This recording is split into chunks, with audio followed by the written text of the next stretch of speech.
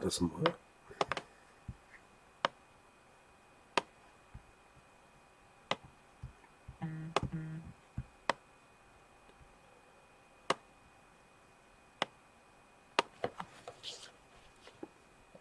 All right, guys, just getting myself ready.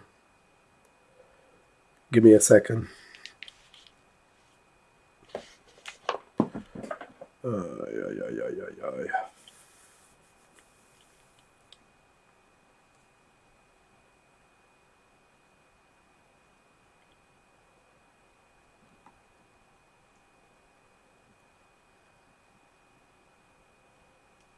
Okay.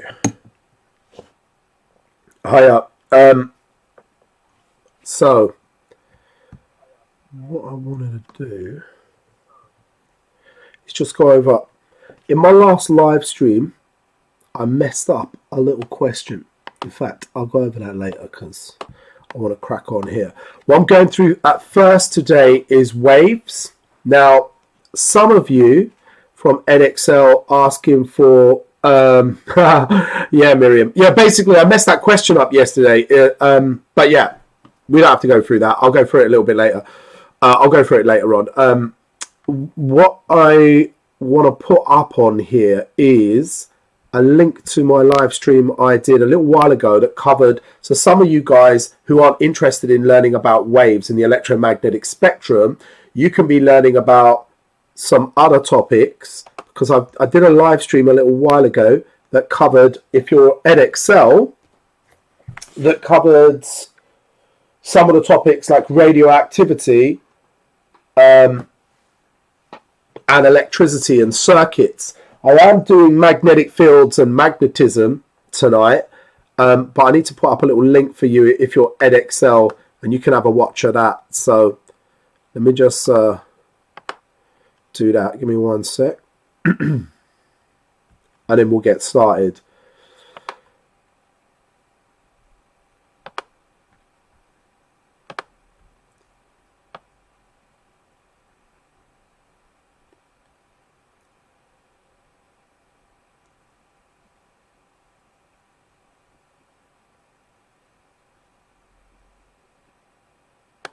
Okay.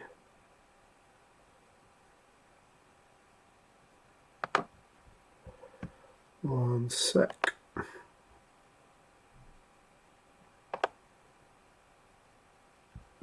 So what I'm doing now, I'm just putting a link up.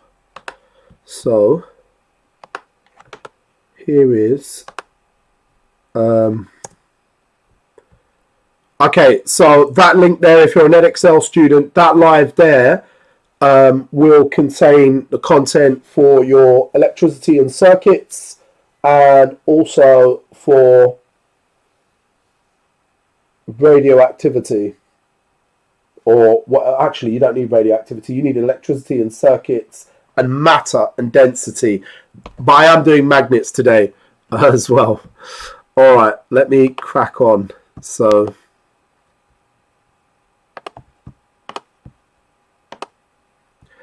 all right, guys. So A, B, C, and D, really basic waves. What do you know about A, B, C, D? What do they all stand for? Does everybody know what they stand for? Yeah, I'm doing a magnetism. Yeah, I'm going to do magnetism at some point here. So B is amplitude, absolutely. Someone put B is amplitude. Does anybody know what the other letters are? D is wavelength, thank you. Nice. Karam's got amplitude. C's the trough. You can call it a valley if you like. A's the peak, or you can call it a crest as well. Great. One thing about wavelength, not to get confused, you can do, this is the wavelength between the same 2 points on adjacent waves. So it's the length between the same 2 points on adjacent waves. I could have done my wavelength from here to here. As long as it's from the same 2 points, it doesn't matter where I do my wavelength. I could have done my wavelength from here to the start of the next mountain. Think of them as like mountains, and you've got to go from the same part of one to the next part. And that's how you can do your wavelength. Okay, amplitude, please don't get confused. They may try this little trick on you. and have that. That is not the amplitude. That's 2 times the amplitude. Okay. Another little thing to look out for is this is also the amplitude. It's the distance above or below the resting point of the wave, or the middle line. So that would also be B, the amplitude, above or below the resting point of the middle line. The red line is rest, that's right. So peak B being above or below can be the amplitude. Cool. Yeah, we're going to go through the order of EM waves. I was just looking at a mnemonic for that, which I've forgotten already, so that shows you how good it was. But yeah. Oh, thank you. Gabriella has put up the order. Right. Does anybody know what frequency is? We're going to go through the electromagnetic spectrum in a minute anyway. Does anyone know what frequency is?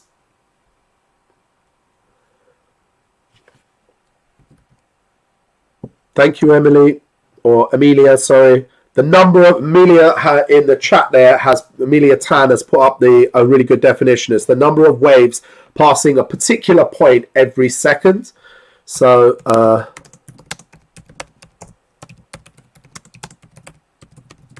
and what's it measured in? Does everyone know the unit for frequency?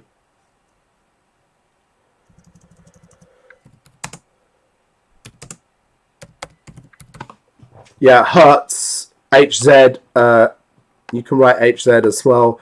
So, number of waves passing a specific point every second. Does anyone know oh, there we go. Someone has put up Kathleen Harris. Yeah. Red monkeys in vans use X-ray guns. Yeah, something about Martians as well. There's one. So that's a good one. Nice one in the chat. Well done, Karen.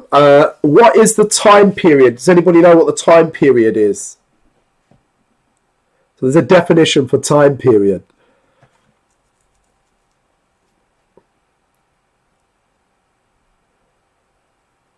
Yeah, so it's kind of linked to the frequency.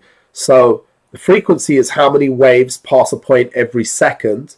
So if 30 waves pass a point every second, the frequency would be 30 hertz, 30 Hz. The time period is the time it takes for one wave to pass a specific point.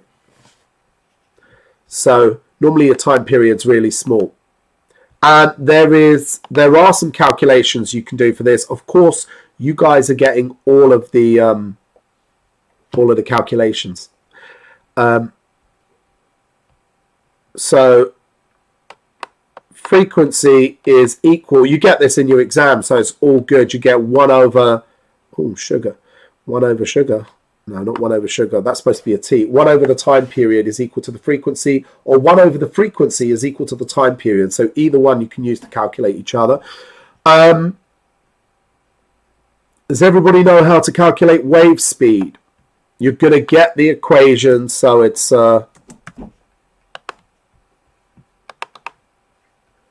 velocity. Watch out, they use a V for wave speed, which is velocity. And then they use this symbol, which is lambda, for wavelength, and an F for frequency. And this is a very important calculation within this whole topic. That's right, Ruby, frequency times wavelength. Not unless some of you are sick enough to stay on for A-level, Sophie. So, you know. Okay, so there's some wave basics.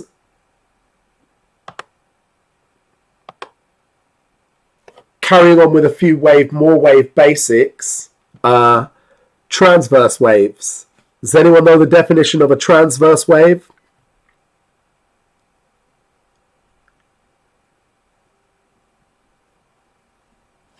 So, great. yeah, nice summer holiday. Hey, guys, spare a minute for those people right now in the chat who have a GCSE next week and study further maths. I think we should all sit in silence for a minute. No, let's not bother. Okay, transverse waves. A transverse wave Mechanical waves, you could do a wave with your arm. Think of a water wave. All the electromagnetic spectrum are transverse, and Lucas has got the right kind of like the right thing, perpendicular to the direction of energy transfer. But what is perpendicular? And Karen there, just above Lucas's answer, oscillations are perpendicular. So that's very important. If you hate the word oscillation, you can use the word vibration. So if this is my atom or molecule, it's going to move up and down as the wave goes through it. So as a light wave comes through the air, the atoms go up and down.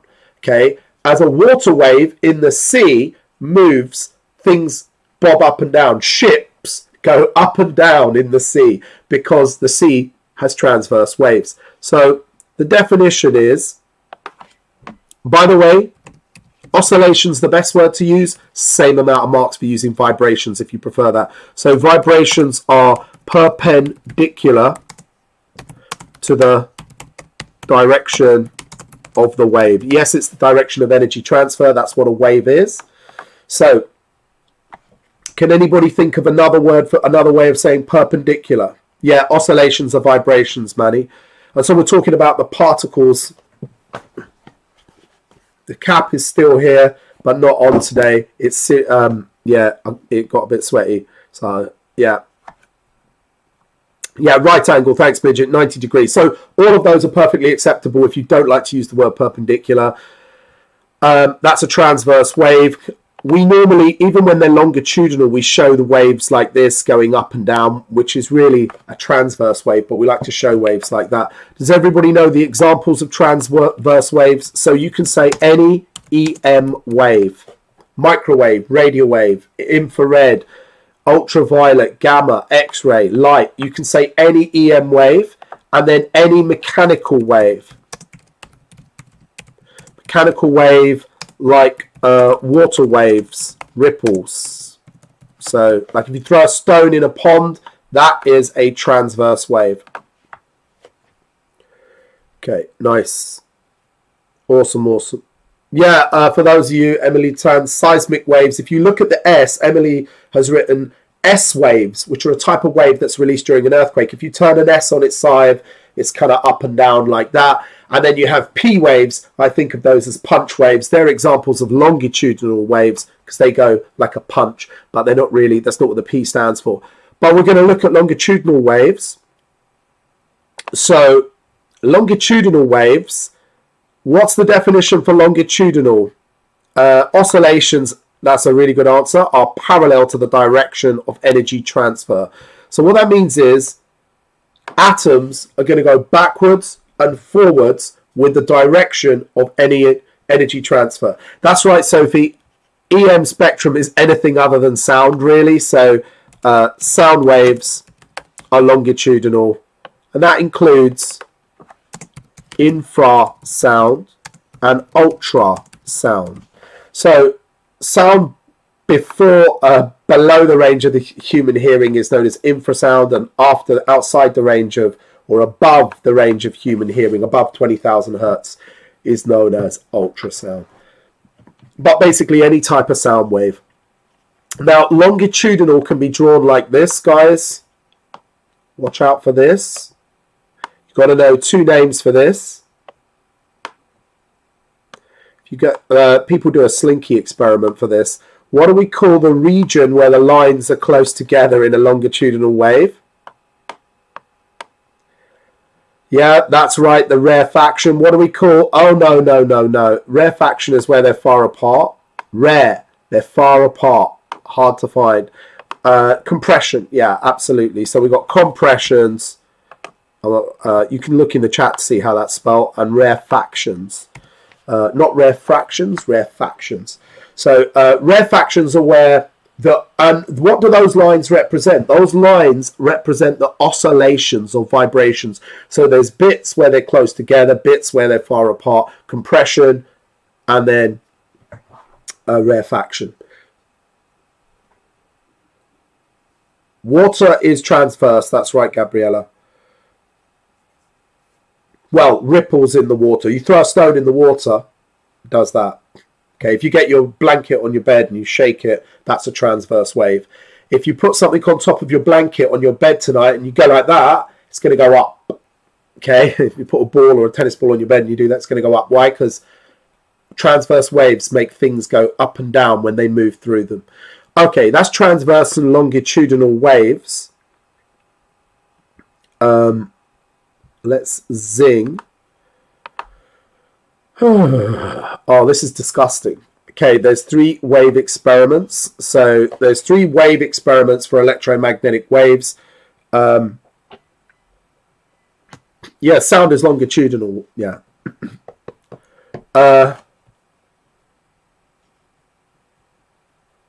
3 experiments here. Okay. I'm just going to talk you through them, and then you can watch back to revise them. I'll put timestamps on later tonight, so if you're in the morning before the exam and you just want to go straight to these 3 experiments to do with waves, you can do that. There's lots of similarities. Well, there's 3 similarities in them. So measuring the speed of sound, we use something called a signal generator, something that's going to make a sound, and we use 2 microphones. They're not ice creams, they're microphones here and here.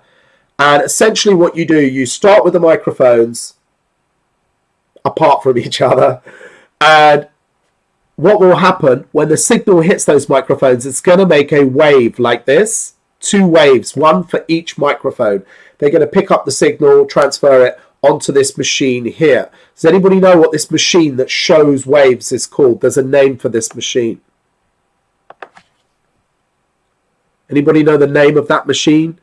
Thank you, Gallant. It is oscilloscope. Okay, probably spelt wrong by me. Let's not worry about that. C and the S. Right. So, what you do with the oscilloscope, who knows? Yeah. Disgusting spelling. Ooh, looks like I got it right. Now,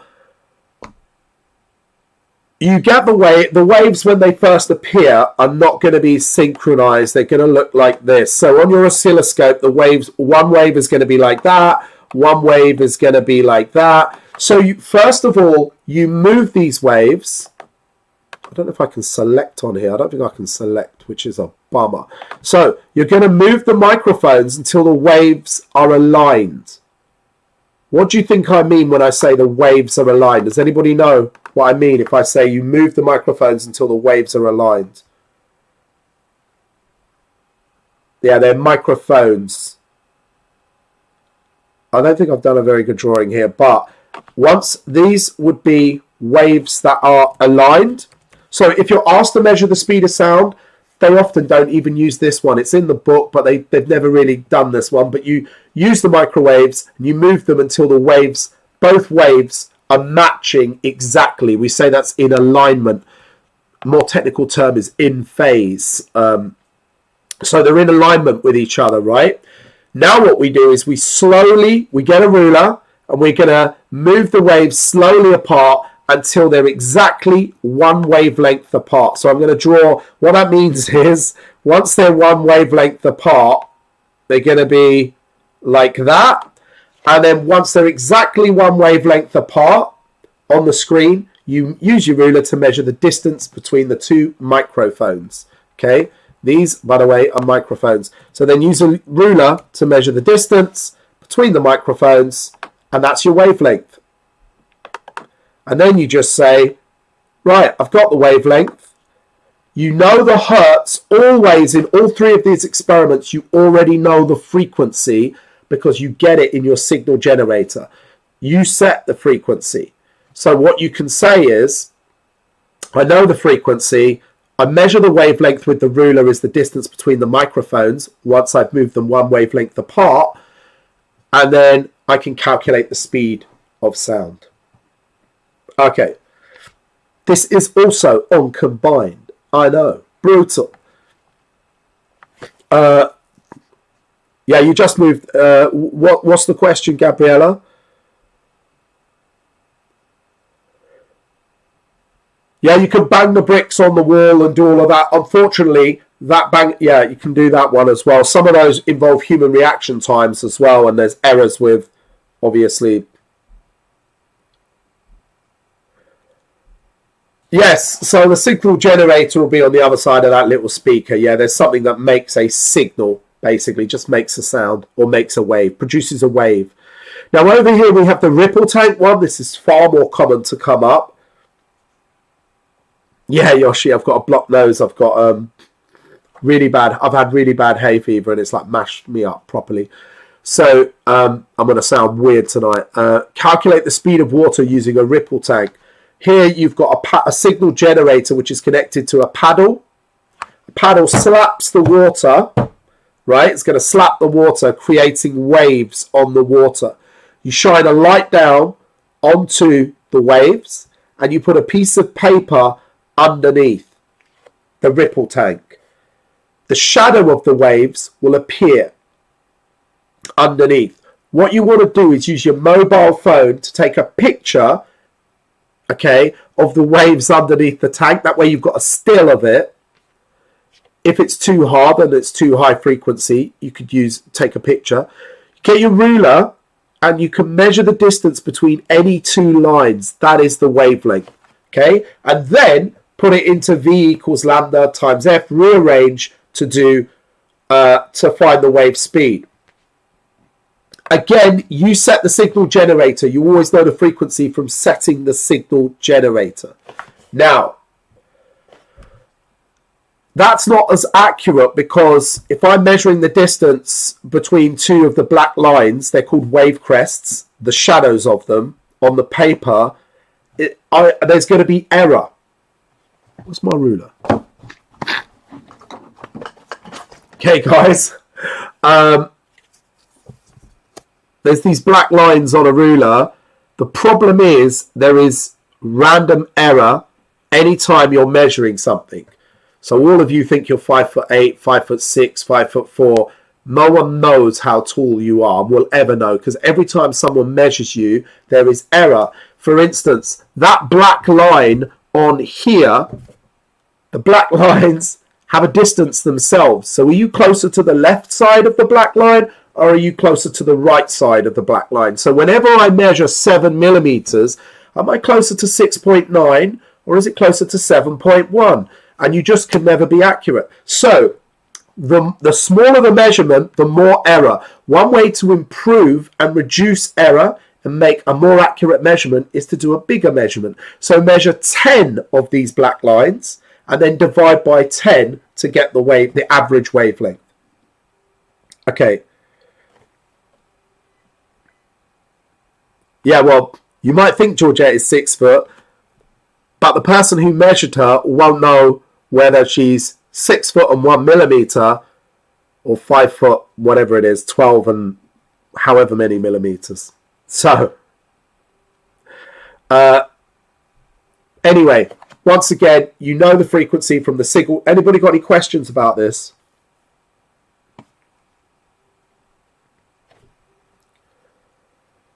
Yeah, thank you. Anyone got any questions about this disgusting ripple tank?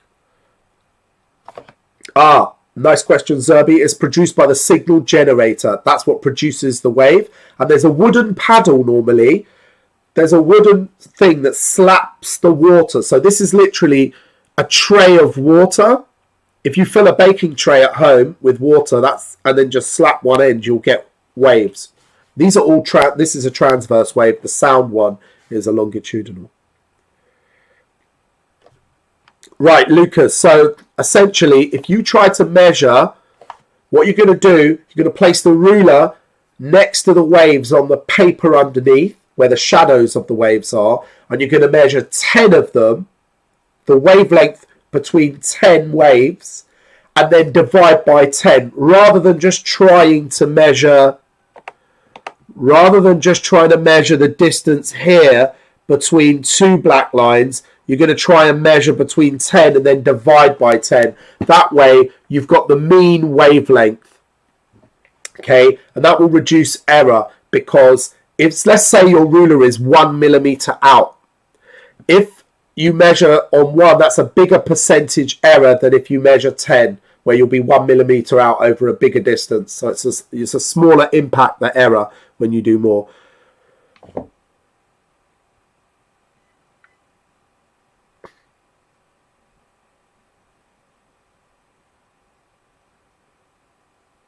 Yeah, you could. Yeah, absolutely right, Karen. You could measure the distance between the waves on the oscilloscope if the oscilloscope, Karen, has squares on it and they give you a distance on the oscilloscope. Absolutely. So oscilloscopes sometimes come with a scale like graph paper. It comes up with loads of little green squares behind the wave lines, and then you'll have to know how much each square is and convert that to meters. So you'll have to convert that to meters. Remember, the distance wavelengths are measured in meters. Oh, that's a piece of paper, midget. And what happens is, because how do you put your ruler on water? It's going to get wet, right? And if you put your ruler on the water, you're going to touch the tray and you're going to disturb the waves. So what we do is we have a see-through plastic tray with the water in, and as the ripples go, you shine light on it, creating shadows on the paper underneath. So there you can measure the waves, but you're not actually disturbing the water. Right, guys, there's one more of these disgusting ones, and this is, we can, oh my God, frequency. That's how I sound today anyway. Oh, I am a dying. Right, again, signal generator, guys. You've got a signal generator, something here called a transducer. Essentially, you're just going to make this string vibrate, okay? You set the signal generator to whatever frequency you want, okay? So set the signal generator to whatever frequency you want. If you want it at 50 hertz, set it to 50 hertz. If you rather have it at 10 hertz, set it to 10 waves a second. So it's up to you. This one's a bit weird. They say that, so...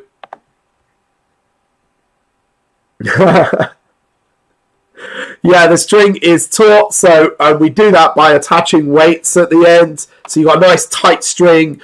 There's some sort of clamp or device there. And then what happens, once you turn on the signal generator, the transducer turns that into a wave on the string. And your string is going to start to do this very, very quickly. Now, that's going to be too hard to measure with your ruler because those waves are too small. So what we want to do is get it so that we can measure a few halves of a wavelength. So what they say is, this one's really weird. They say use your ruler to measure half a wavelength, 4 or 5, then divide by 4 or 5 to find the mean half wavelength, and then times 2 to go back to a mean wavelength. I know, kind of dumb. Why not just measure one wavelength? What they're saying is the result won't be accurate unless you work out a mean from 5 bits of data. And you won't be able to do it if you try to measure full wavelengths. So measure half wavelengths. 5 half wavelengths. Then divide by 5 to get the average half wavelength. And then times by 2 to get the mean wavelength. And then you just do what we've been doing, which is V equals frequency times lambda. Okay. So you're in all 3 of these practicals, you're really trying to find out the wavelength. So we've got air, which is a gas, the speed of sound in a gas. Then we have the speed of sound in a liquid, water, in the ripple tank. And then we have the speed of sound in a... sorry, why am I saying speed of sound? Then we're having the speed of the wave or through solid string. So, yeah. So speed of sound in air, speed of sound in water, then the speed of sound through a solid, which is the string. So you can work out the speed of sound in all of these. Oscilloscope is just something that shows you a wave, presents the image of the wave like this on a screen. Yeah, it shows the oscillations.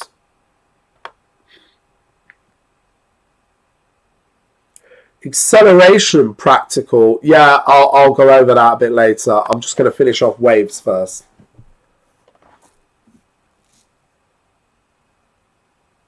Yeah, I will. I'll post it so you can watch it in the morning. Lucas, so all it is they're saying it's quite hard to measure the full length of the wave and get 5 of them on. So they're saying measure half wavelengths. So what they're saying is measure half waves with your ruler, like that's half a wave. So measure 5 of those, whatever 5 half wavelengths look like. One, that would be a full wavelength. So whatever, like 5, I don't know, randomly doing that. Measure 5 half wavelengths, divide by 5, and then times by 2.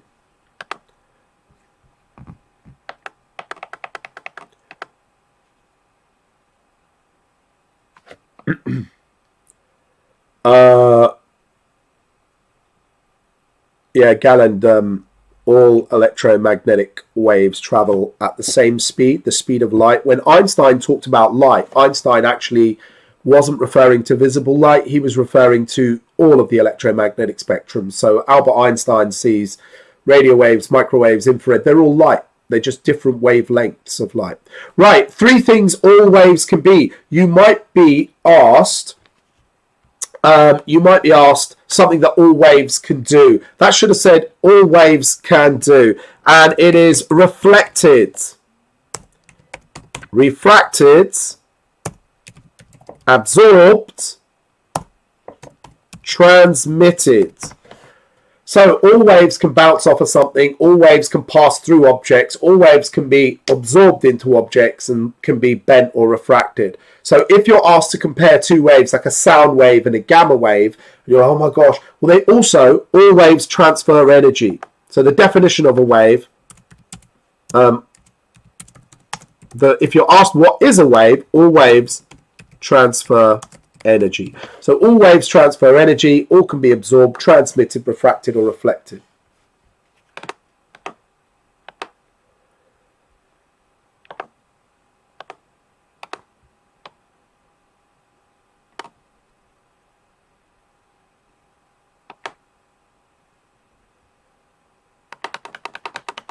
Okay, what do I call this dotted line, guys? When we're doing ray diagrams, what's the dotted line called?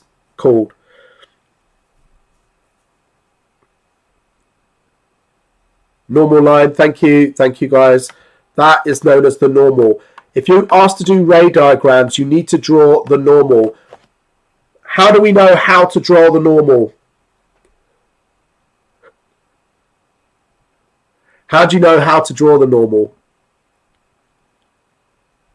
90 degrees to the surface. Great, thanks Lucas. 90 degrees.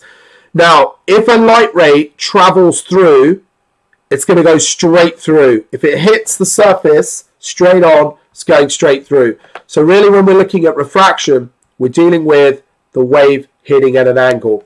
Now, what is going to happen, where do I measure the angle of incidence here? We call this the ray of incidence. And how would I measure the angle of incidence?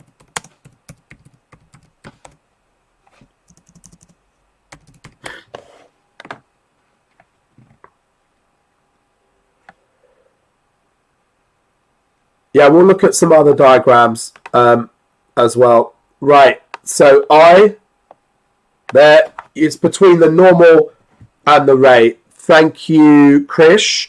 And then this is going to refract. Can anybody tell me, this is the angle of refraction between the ray and the dotted line. That's why you need to draw a normal. Can anybody tell me why it refracts? Who's got the explanation for why the light ray refracts towards the normal? Gets slower and goes closer to the normal. Yeah, it gets slower and bends. Nice. So guys, and I like that, different density. So you guys have come up with 3 really good keywords if you're asked for a big explanation on refraction. You've got different densities, you've got change of speed, and then bending. So the light's going to bend because there's a different density which changes the speed, causes the light to bend. Now it doesn't change the frequency, but it does change the wavelength. So that's a little bit extra, is that the wavelength will change when something refracts. Now, if you go into more dense, you bend towards the normal. I've got another normal line here. Which way is my light ray going to bend this time? Is it going to bend down, go straight on, or go there? Which way is my light ray going to go on the way out of the glass?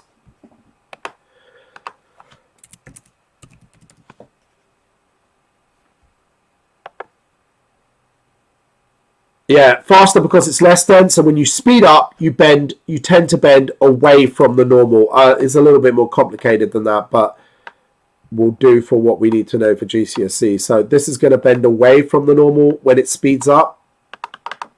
Okay, so when you move into less dense, you bend away from the normal. That's actually called an emergent ray with an emergent angle, but you can measure the angle of the angle of refraction at that boundary is actually the angle of incidence, and that's the angle of refraction leaving. But that's another point. Now, you can use wave diagrams to show this. That is the worst block in the world. Let's get rid of that.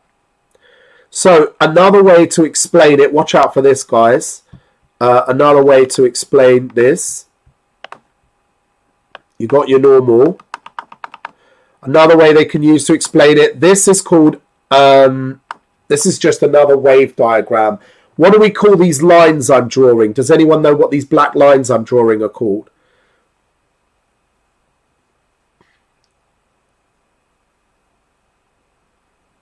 Yeah, wave fronts. These are called wave fronts. Now let's look specifically. I'm going to do one in red here where it's, thank you Beth, it's wave fronts. Well done. Where it meets the glass, what can you say about the wave front, the one I've done in red, where it's met the glass?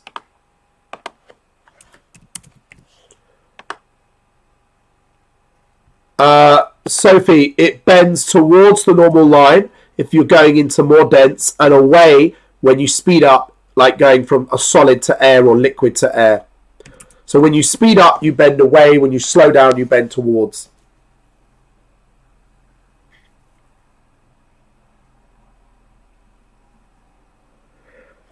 Yeah, they're going to get closer together. And this red line, what you need to be able to do to explain refraction using wavefronts is to say that part of the wavefront here has slowed down before the other part. The top bit is still moving fast. So imagine that bit's moving fast and the bottom part is moving slow that I've circled. What that means, it's going to do that. So it's going to twist like this because the top is moving fast. That's the most crap drawing ever, but you can see they're closer together. The wavelength has decreased. Water.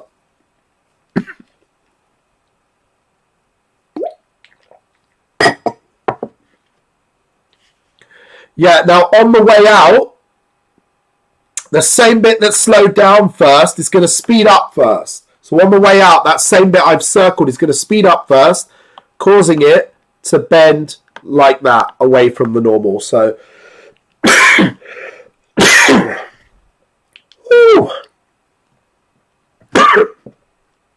that's not good. Okay. Right, I feel rough today. Okay, some of you got this in your mocks.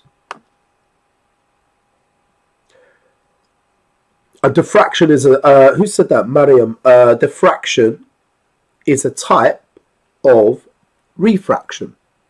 When light goes through a prism and separates into all the colours of the spectrum, we call it diffraction. So it's just another way for bending of light. We also talk about long wave radio, diffracting and bending. A wave, a midget, is just something that transfers energy from one place to another.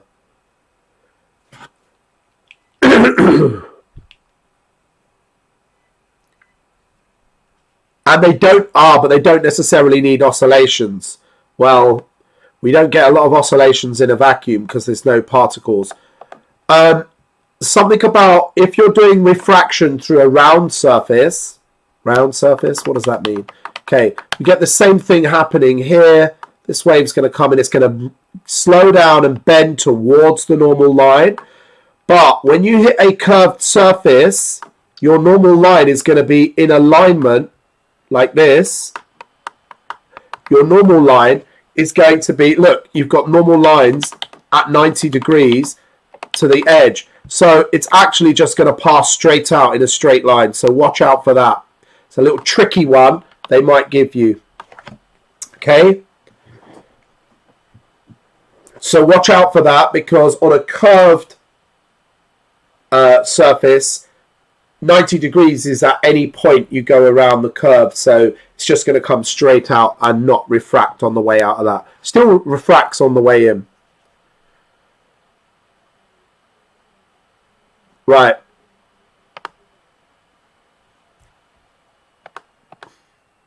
Some people were talking about the prism. I'll do that after. I'll just go through this first.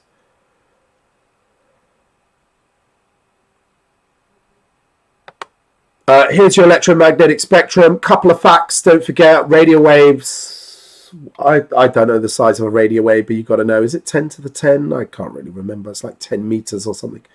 1,000 meters. And they go all the way down to 10 to the minus 15. So I don't know if anyone's crazy enough to know the size of radio waves, but their gamma rays are 10 to the minus 15 meters. And I think these are the biggest radio waves, whatever 10 times 10 is, 10 times 10, 10 to the 10 meters, I think. I'm not sure about that. I better check those sizes.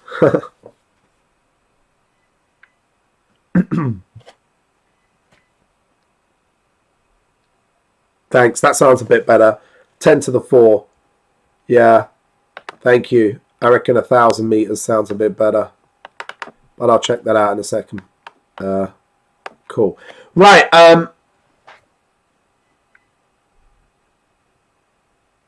Electromagnetic waves. All of these are light. Okay. When Einstein talked about the speed of light, every single one of these, people say, "Oh, light's the fastest thing in the universe." They think they're talking about visible light that's coming out the light bulbs. But actually, visible light is only a tiny part of what Einstein considered light, that we call the electromagnetic spectrum. So gamma rays, Einstein said, well, they're light. They're just closer together. They're light that's been squished. And radio waves, well, that's just light that's been stretched. And the light that humans use to see things, well, that is just the visible spectrum, okay, rather than what we all call light in normal everyday life. For instance, bumblebees, they look at plants and they see in the ultraviolet spectrum. So they don't even use the visible spectrum for seeing things. They see different. When a bumblebee looks at your t-shirt or your shirt, it sees different things than you do because it is detecting the ultraviolet parts of the spectrum. Some snakes detect infrared when they look at things, so they don't see you as you see yourself. They see rays that are coming off of you, and they damn well are, because you're probably hot under your armpits right now. You're giving off infrared, so they see you in a different way. Anyway, what do we need to know? You need to know some serious detail on this, which is disgusting. This bit is highly disgusting, okay? So, uses of the electromagnetic spectrum. Radio waves, looking at first. So looking at radio waves. And what you need to know, if I'm sending you a WhatsApp or you're sending your friend a text message, okay, then an electromagnetic wave is traveling between your phone, from a transmitter in your phone, to a receiver in your friend's phone. When you switch on Sky TV tonight, a signal, an electromagnetic wave is leaving from a transmitter up in a satellite and is hitting the receiver on your house, your Sky dish.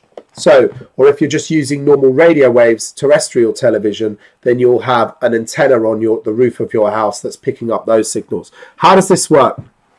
Well, if I want to send you a text, my phone takes a bit of electricity, uses a bit of alternating current that goes in both directions at 50 hertz, and it causes electrons inside a transmitter to oscillate or vibrate at 50 hertz. And before you ask, this is combined and triple.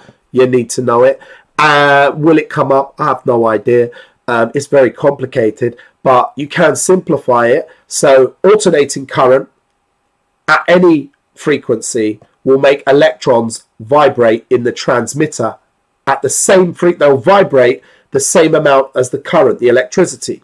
So if your frequency of your current is 50, the electron will oscillate 50 times a second. It creates an electromagnetic wave. A moving electron, to do with magnetic and electric fields, creates an electromagnetic wave that also has a frequency of 50. that electromagnetic wave will now attempt to travel at the speed of light. On Earth, they can't travel at the speed of light because there's different dense mediums they're traveling through. But will hit the receiver.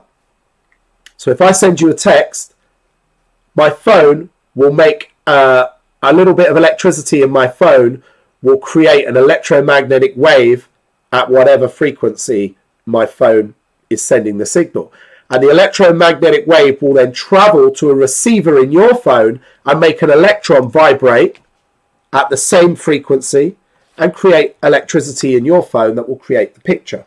And so that's how we're transmitting all this information and data, and you need to know that basically. The main point is that the frequency of the current tells you what the frequency of the electromagnetic wave will be that travels the distance. And then that will hit the receiver and make another electron vibrate, or electrons vibrate, and they will create an alternating current on the other end at the same frequency. So it's just one way of how do we get electricity, an electric signal, to come from here all the way over to China. So I want to text my friend in China. My text message is going to get there in 1 second. The electricity is converted into a wave by the transmitter in my phone, goes close to the speed of light. It's on Earth, so it can't travel that fast. It's not a vacuum. It's going to be refracted and bent and slowed down by the air. And it's going to go to China and hit the receiver in their phone and be turned back into an alternating current in their phone. Okay. Unless they say no, yeah. Frequency of the, yeah, right. Also, you need to know 3 ways that waves are, radio waves are used for communication. So one is long waves, and someone earlier said about diffraction. So long wave radio, you just need to know long wave radio diffracts around hills, so that long wave radio can diffract, which means curve, bend around hills, tunnels, and mountains and things. So it's really cool for the military, cool for people out on ships. They get the shipping forecast by radio waves, so they can keep in touch with the weather. There's another way to send radio signals really long distances. They're called shortwave radio signals, and you can bounce them off part of the atmosphere. Yeah, Gabriella has pointed out the exact part of the atmosphere that they bounce off is known as the ionosphere. A region of the atmosphere with lots of ions, we presume. So that's shortwave radio. So you just need to know, in case it comes up, shortwave radio signals are sent from the, and by the way, this would be the transmitter, and this is where they're received and turned back into electricity at the receiver. So these 2 bits link together. The first one is telling you how the signal is created to be sent, transmitted, and then how it is received. And once it's received, it's turned back into electricity by whatever device, your laptop you're using right now. How am I appearing on your laptop right now or on your phone right now? It's all by this. Okay, so these signals are being sent, although optic cables with the internet are involved. So, and then you've got shortwave radio, where the transmitter and the receiver have to be in line of sight with each other. So if you're listening to Capital FM or a radio station that uses very shortwave radio called FM radio, then you have to be in line of sight. So if you're driving your car out of London, you lose the signal. You're no longer in, your car can't be seen by the transmitter, so you lose that radio station.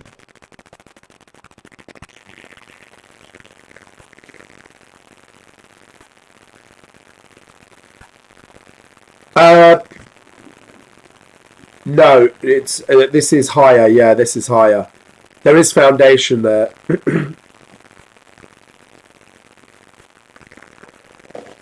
Thing is, yeah. Have you guys? Is it my mic that's crackling? Is my microphone crackling?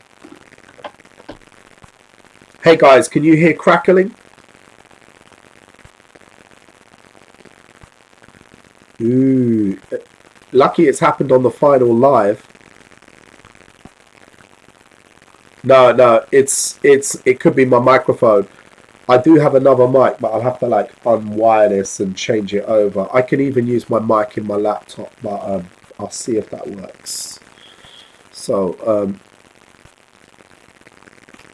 let's take it off and on, see if that works. What about now? Can you guys still hear me now? Can you hear me now? I can see your comment, Gabriella. What about now? I'm just using the laptop speaker now.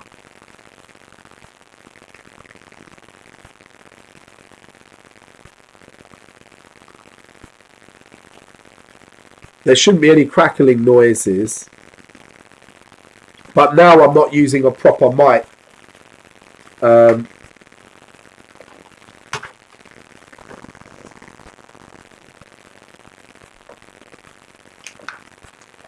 Okay. I'm just using the laptop mic. This might not come out quite as well. So, yeah. But the thing with the mic, it's got noise cancelling, so any sort of screams or anything, or any like madness going on in my house, you don't have to hear. Not that there's screams or madness going on in my house, but I've got kids, so you never know. All right, I do have another mic I can go and get. Okay, where are we? Uses of the electromagnetic spectrum continued. Who thought this would ever... Oh my god, I was hoping a spectrum would only take half an hour. Jeez. Right, microwaves. You just need to know that microwaves are used for satellites. So the difference between short radio versus FM radio, Noel, is back here. Ah!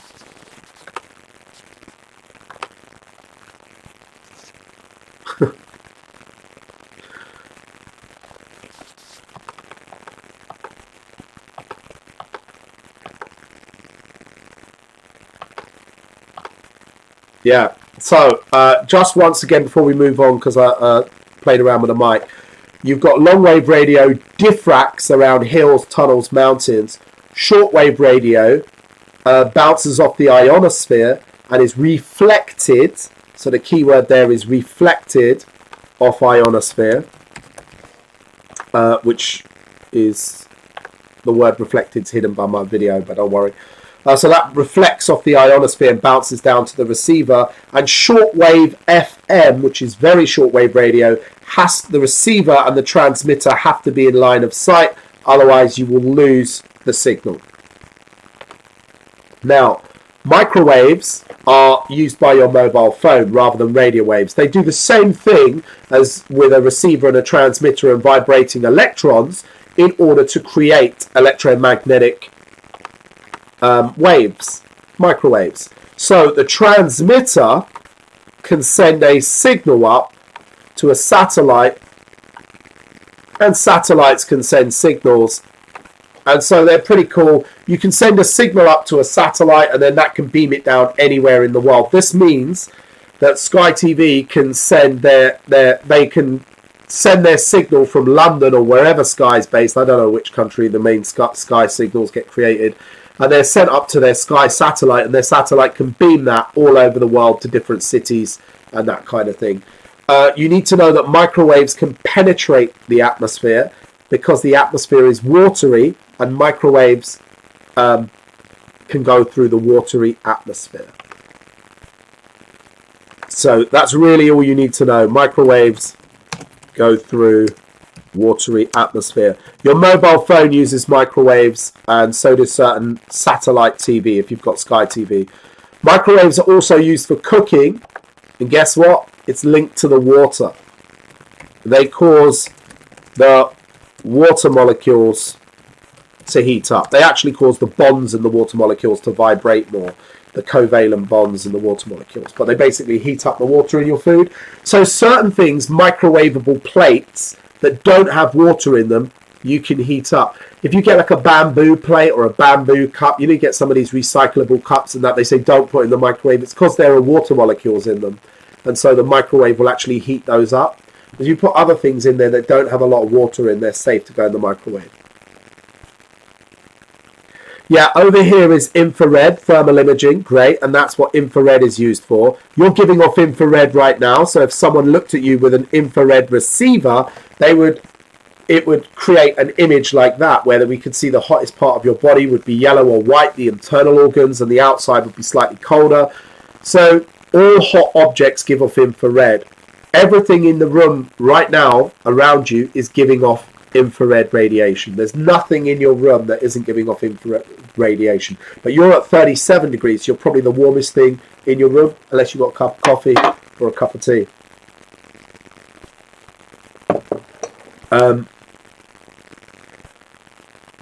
Yeah.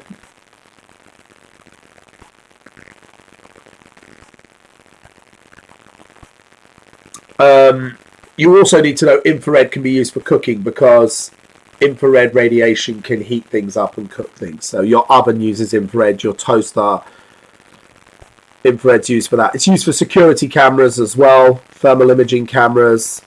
You get the idea. Great. Let's move on.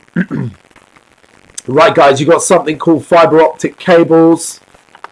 This transmits your broadbands, can be transmitted by fiber optic cables, and we get something called total internal reflection. If we fire light in at a particular angle, it will just keep being refracted all the way down the fiber optic cable.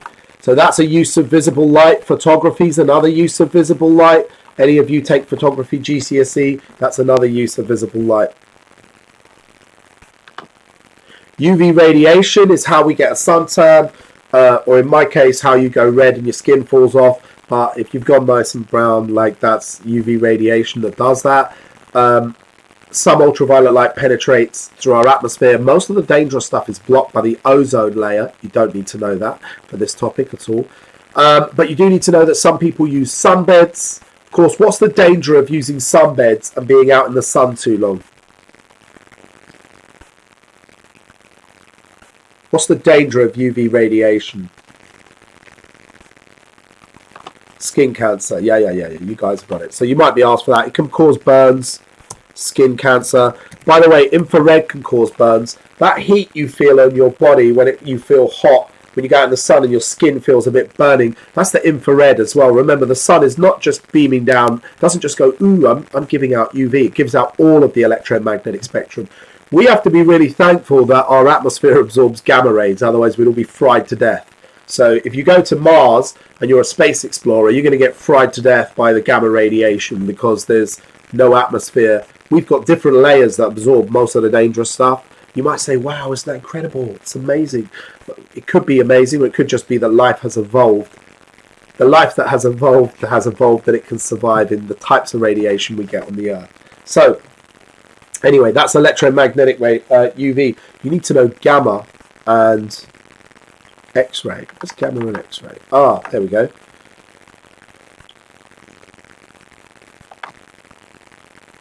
You should wear sunscreen.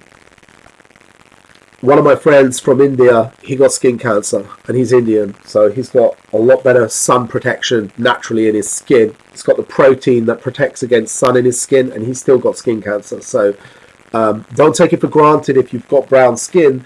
You do have more protection from ultraviolet radiation, but you can still develop skin cancer. Especially anywhere where you have moles, little brown beauty spots, or anything on your arms or legs or your face, you can still develop skin cancer there. So, he's all right. He's all right. He got that about like 15 years ago. He just has to go every year for a checkup. He had it cut out. Now, this person here is looking at an X-ray. This is a doctor, and she's looking at an X-ray. You need to know that X-rays, very high frequency radiation, so they're very dangerous. They can cause cancer too. Every time you get an X-ray, there's a chance you'll develop cancer. I know that's scary. That's why the doctor doesn't want to just X-ray you when you say you've fallen over and hurt your arm, because there's a 1 in 100,000 that it will give you cancer later on in life. So they try to limit the amount of X-rays you have in your life. And the doctors and nurses walk out the room, or they wear lead in their outfits.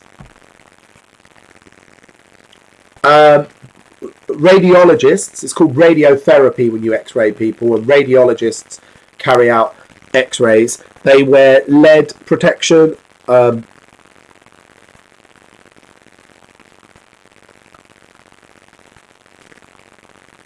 Yeah, the practicals I've gone over a little bit earlier, some of the wave practicals for, you need to know how to calculate the speed of sound in air, the speed of sound in a ripple tank through a liquid, and the speed of sound in string.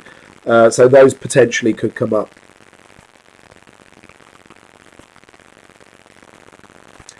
Lloyd, yeah, so going on from this, gamma radiation is used as a tracer. X-rays aren't, because X-rays will get absorbed by your bones, so they're not really good. They're great for showing images of broken bones, or if you've got lung cancer, there'll be a shadow on your lung, because the cancer will absorb the X-rays. And where it absorbs, you can see where solid objects are in the body. So X-rays are absorbed by dense material like bone, but they transmit straight through soft material like muscle, skin and flesh. So they can be used to identify maybe some cancers. They X-ray your lungs when they're worried, they want to check, and they can also identify broken bones. Gamma rays, you get someone to swallow a radioactive tracer and it will give out gamma radiation, which will penetrate through everything and can be detected outside the body. Gamma rays also can be used to kill cancer or sterilize equipment. So if I've been using my spoon and it's covered in COVID and bacteria, gamma rays will kill anything on that spoon. Okay, obviously you don't want to be around when the gamma rays are going around, because they're even more dangerous than X-rays. They can damage healthy cells and cause mutations that lead to cancer. They can't pass through thick lead, that's right. So lead outfits, lead aprons, clothing like that, if you're a radiologist, are good. Yeah, gamma and X-rays can kill cells.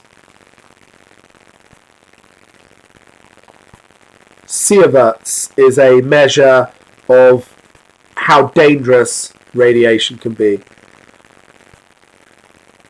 So radiation is measured in becquerels, but sieverts tells us how dangerous ionizing radiation is. It can be measured in sieverts.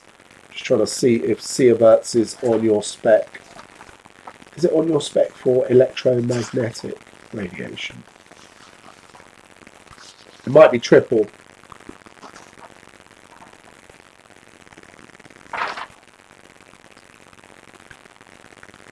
No, sieverts is there. Yes. Yes. So, absolutely.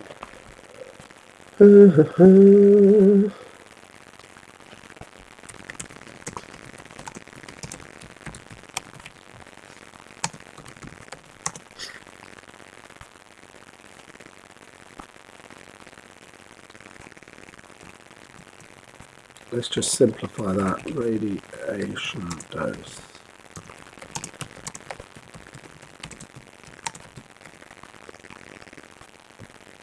I don't like spelling. There we go. Radiation dose is measured in sieverts. This is a measure of the risk.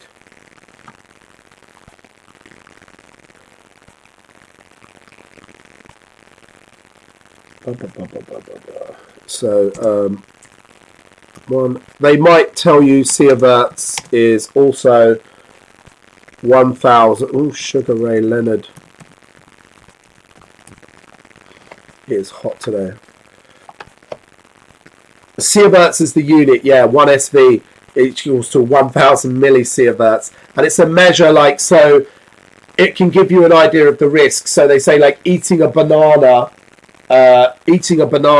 will have a certain, bananas have radioactive material in them, I know, but will have so many millisieverts. So there's a risk with eating a banana. What's your risk of getting cancer? It's like 1 in a billion.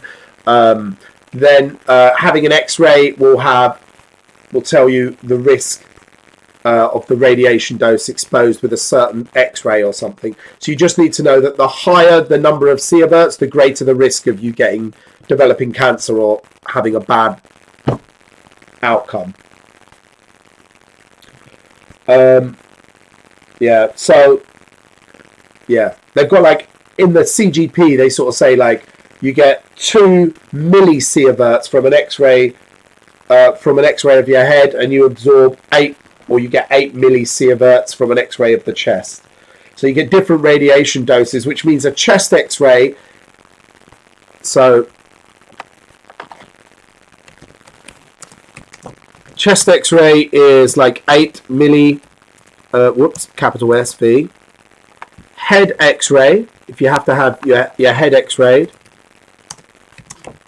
So you just need to be able to appreciate that. What does this tell us?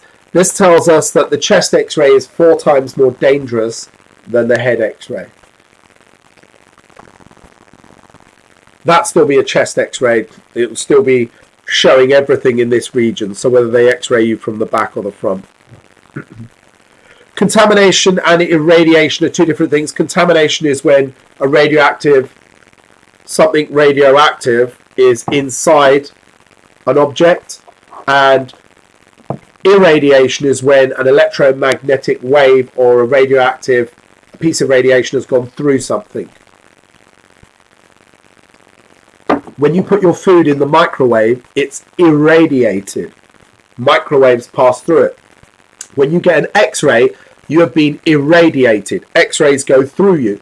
But when you leave the room, or when the x-ray machine is turned off, the danger is gone. It's gone through you. It's gone. The damage is done. If any cells have been damaged, they've been damaged. So irradiation can be dangerous, but we use it all the time. We can sterilize things with it. You do it with your microwave all the time. It's when something goes through an object, be it a person or an item. Contamination is when a piece of radioactive material has got inside an object and it's constantly irradiating everything around it, all the cells and everything. So contamination is a lot worse.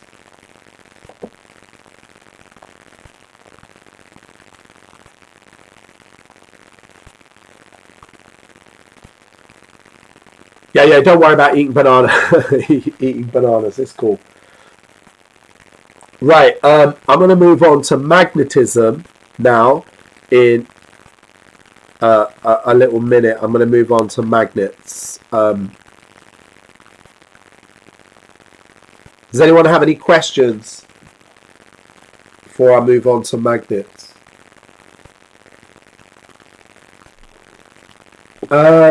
It all depends on the year, really, and what you like. Paper 2 has forces, if you're doing AQA. By the way, I've done a live yesterday on forces, so and there's timestamps so you can go through it. Before I do that, I want to go through something that I screwed up on. I've got a live from yesterday. I made one mistake on it.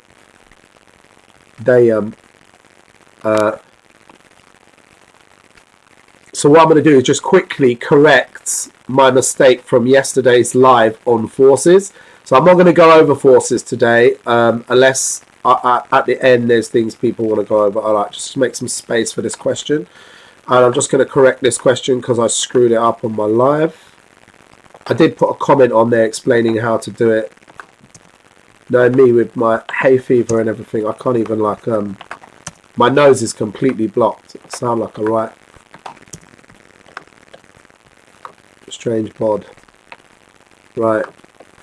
Oh god. Let's get this. This question will take 2 seconds. I just messed it up yesterday. I don't know what I was on. Okay, 6 marker. You had to use. Basically, the question says, as a car went past the speed camera, and I stupidly went, and just to show how easy it is to make mistakes on these 2 double equation questions, there's time, there's the distance, and I stupidly ignored the 14 meters like an idiot. So really, what do you think of when someone gives you time and distance, guys? What can we calculate from distance and time? Speed. So like an idiot, I didn't do that. I started calculating because they gave me acceleration. I thought I would try and rearrange the acceleration equation rather than doing distance over time and doing what have we got? 14 meters divided by 0.7 and scoring some dead easy peasy marks like that. What's 14 divided by a half?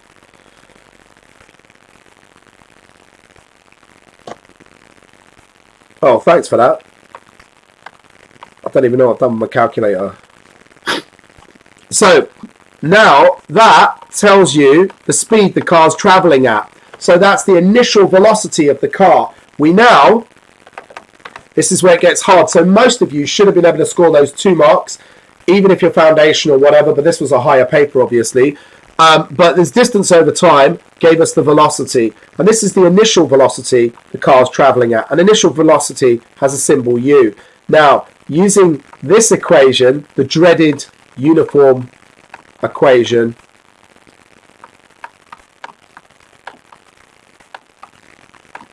we can now rearrange this to find the distance. So we now do this. V squared minus u squared equals 2as. And of course, if you do v squared minus u squared or whatever, and then rearrange it all, put your 2, v squared minus u squared over 2a equals s, and you should come up with 32 meters as the braking distance.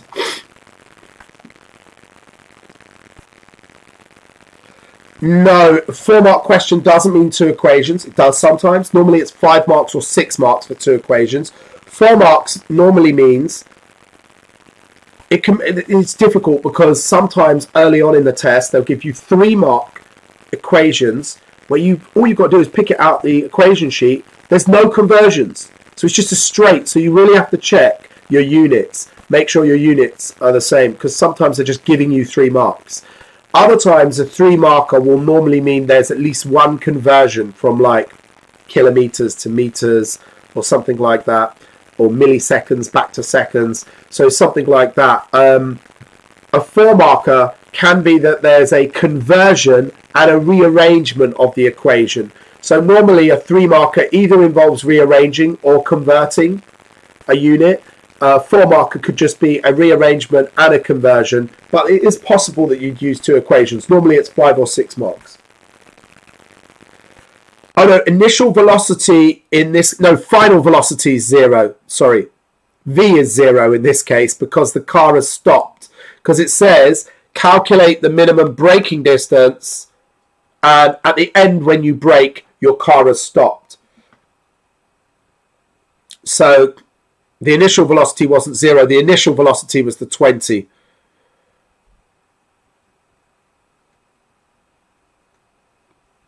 Oh, Leslie Cube and Wax, thanks. Let's have a little butchers at the old Leslie Cube. Let me clear this. Leslie Cube. Leslie's a lovely person. What you're going to do with a Leslie Cube is be very careful. You're going to pour boiling water. This is on the waves practical. You're going to pour boiling water in here. Oh gosh, this is not my thing is not good. Okay, so boiling water goes in a hole in a cube.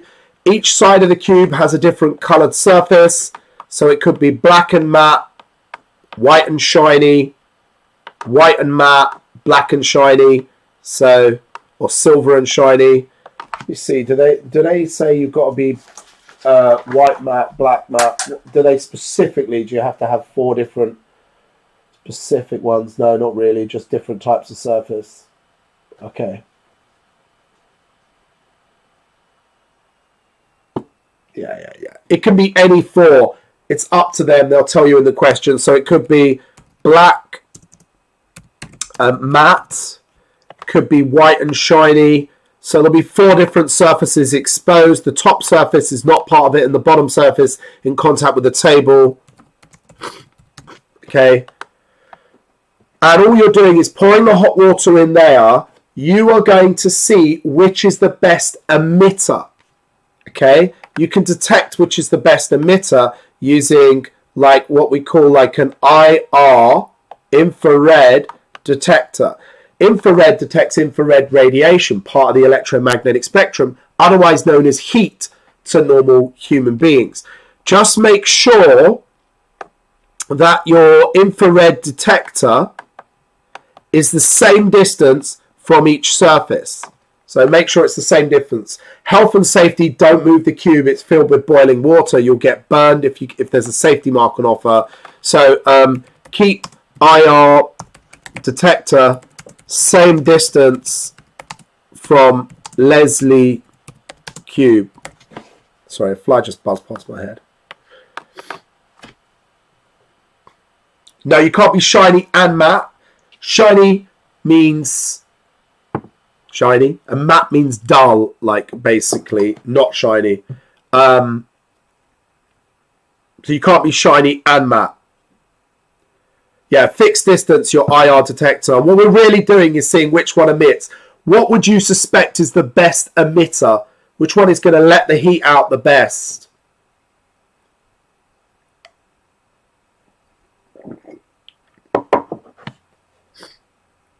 No, you can be shiny and white as well.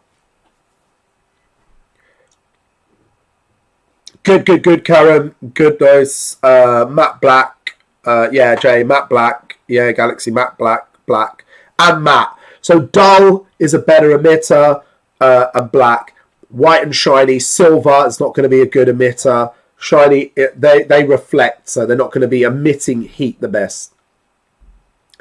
Okay, you can use a thermometer here if you need to check the heat of the kettle, but you don't really need to. They just say, be careful, there's boiling water, make sure you don't burn yourself, make sure you do repeats, make sure the IR detector is at a fixed distance.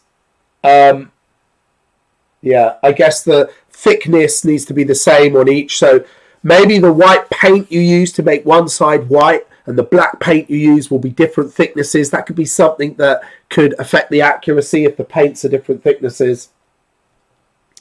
There's also a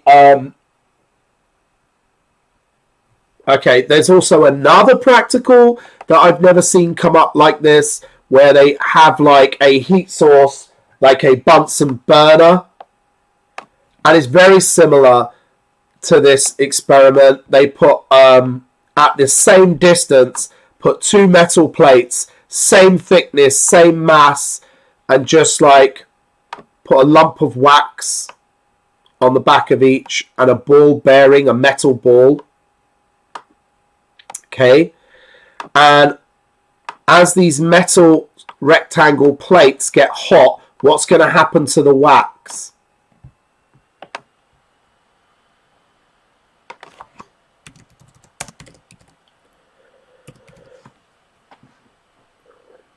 Yeah, the wax will melt and the metal ball will fall off. And what you can do here is compare two surfaces. So you could go, right, I'm going to compare white and black, right? And see which one the ball's going to melt on. And like, so you can compare the surfaces. Now, the side that you want to be black, this one, you could do this side black and this side white. The side that's facing the flame, and then you're really looking at absorption rather than emission. So just for the difference, this practical, Sugar Ray practical is about emission. What's the difference between emission and absorption? Anyone know the difference? Emission and absorption?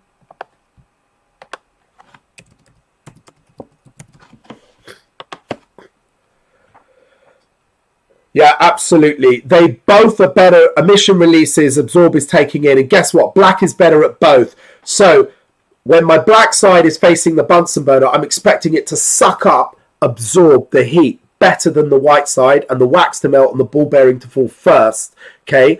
When I use the emission practical, the Leslie cube, I'm expecting the black side to emit more of that heat from the boiling water, and that to be detected on the IR detector. You just got to be careful with your words. Emission is when heat is coming out, and black releases heat the best, but black also absorbs heat the best.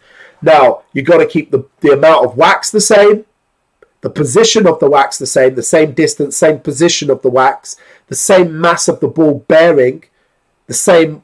It's got to be stuck into the wax in the same way. There's lots of control variables here. Same thickness of metal, on both, and the same thickness of paint or whatever you've used. Yeah, so lots of control variable. Okay.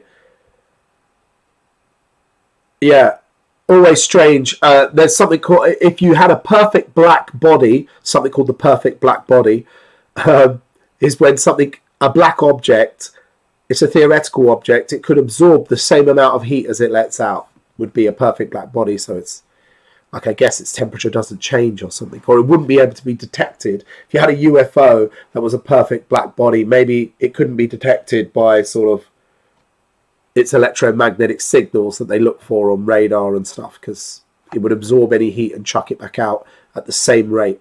But it's a theoretical thing. No, Zerby, you're looking for, rather than temperature change, you could do, by the way, they could really be asked beep tomorrow, so they could do, they could go, and rather than do any of these practicals, remember they'd love to do some weird stuff. They could do beakers wrapped in black, wrapped of hot water, wrapped in black, wrapped in white, and just get a thermometer and measure temperature change. But the specific one they talk about on the specification is the emission with the Leslie cube and using an IR detector to detect it. And then with this one, you're visually seeing, you're using a stopwatch and timing how long for the ball bearing to fall. So I would use a stopwatch and time how long for the metal ball bearing to fall from the wax. There's none here which say you need a thermometer and a beaker of water and that kind of thing, but they could pull that on you. You just got to keep in mind that black is the best emitter, matte is the best emitter, they're also the best absorbers.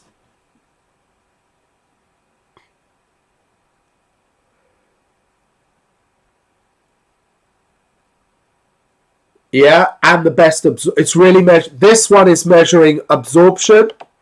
So I would say the faster it falls, the better it was at absorbing the heat, because it absorbs the heat and passes it in, conducts it into the wax there. So it's got to absorb the heat from the Bunsen burner and then conduct it into the wax, a bit like why your frying pan is black. You might have a silver frying pan, okay? But why some frying pans are painted black, they're going to absorb the heat and then pass it into the food.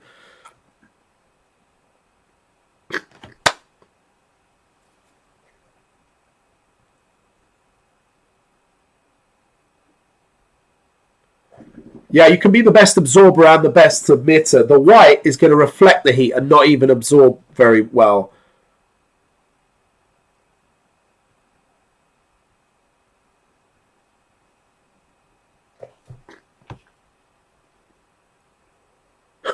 My head's a pretty decent reflector. I normally wear my cap, but with my... I can't even talk properly today, so... Right, let's go on to magnets a little bit.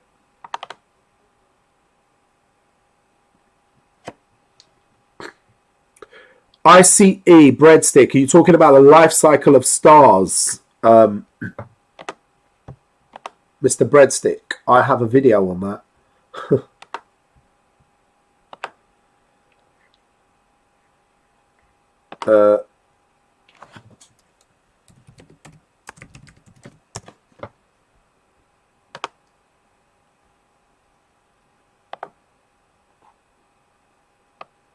We're going to get into magnets, and then I will, if you are looking for life cycle of stars, there's a video I've just put up on the chat. That's life cycle of stars. It's about 7 minutes long, but if you fast forward till about 5 minutes and 46 on that video, it's got the whole map of the life cycle of stars, but it will explain it as well if you're into the life cycle. If you're doing life cycle of stars, you might not be doing the life cycle of stars. So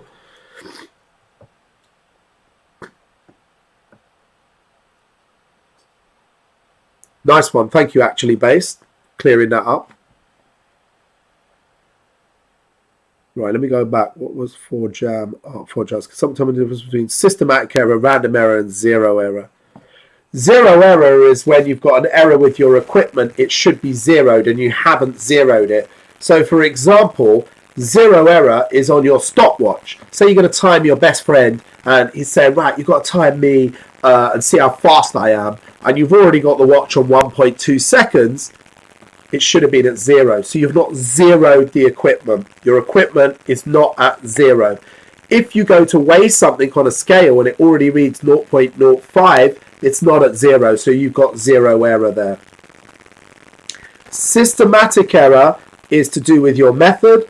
Absolutely, it's when there's an error, something to do with the system, the method. And random error is stuff you can't really control. Well, you can reduce random error by using bigger distances, bigger volumes. So if I'm weighing 5 grams and there's a 1% random error, okay, that random error stays the same whether I'm weighing 5 grams or whether I'm weighing, I don't know, 1,000 kilograms. So the bigger, the smaller the effect it has. Or I should say, if the random error is 0.1 gram rather than percent, then that's a smaller amount. It's going to have a bigger impact on a smaller result. So it's better to measure things over big distances. Take it like your friend's going to run the 100 meters and you time your friend to run the 100 meters. If your reaction time is 1 second out, that has a big impact on his 100 meter time or her 100 meter time. That might be a 10% error. If they're running the 100 meters in 10 seconds and you're 1 second out, that's like a 10% error. So if you get someone to run 800 meters and you're 1 second out, it's a much smaller percentage that you've messed up. It's a much more accurate result. So when we change the distance, change the mass, and make the volume bigger for all of these measurements, we reduce the random error. Right, anyway, magnets.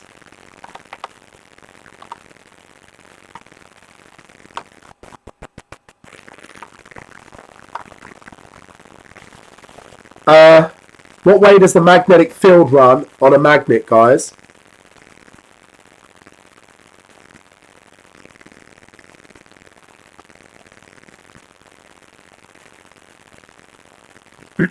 North to south, nice. So you will need to do minimum 2 lines. Okay, minimum 2 lines. This bit is a mins of 2 and not as crusty as mine, obviously. No overlapping like I've done there. That's terrible. And then I like to do 2 lines going in, arrows on them, arrow on each line. Okay. And then a couple of lines coming out like that with arrows on. So, whoops, arrow's going the wrong way. My arrows are going the wrong way there. North to south anyway. Let's get rid of those. Those are disgusting.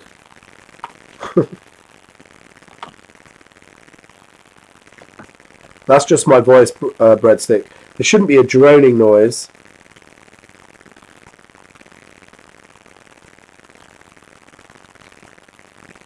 Yeah, they're gonna be coming out from the north. Absolutely, they're going north to south. I drew my arrow. Well spotted. I'm glad you saw the error there. Well done. And then these should be coming in that way. I think the hay fever is affecting my brain. Now, over here, this is an attracting field, sometimes called a uniform field. 3 straight lines. Arrows north to south. That's an attracting field. You don't need to do all of this business. You don't need to do all of that. Just 3 straight lines for an attracting field. Don't do the curved ones. Okay. South to south is called a repelling field. You're going to get 4 lines like this. Okay, this is a repelling field. They're pushing away from each other. Just remember that the arrows go towards the south. Okay, that's the worst diagram in the world. Now, north to north, you could get something where you mix these guys up. So it's just your direction of arrows. Oh my God, what's happened there? That was disgusting. I might go and change my mic. So I might take 5 minutes and go change my mic, get my other mic set up. So I might go change my mic. I do have another microphone that I can go and attach here. Right, these ones, the arrows are going away because remember they go north to south. So you just need to be aware of the arrows here, guys. If it's buzzing, it shouldn't be buzzing. That might be the laptop going. There shouldn't be any buzzing sound really. So I don't know why it's playing up today.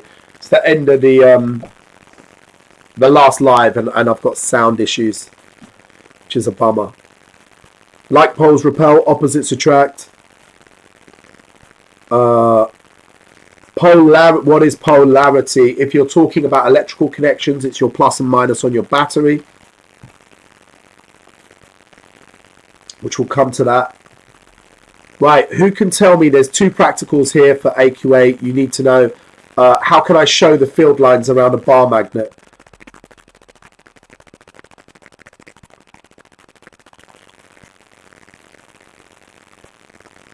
Nice.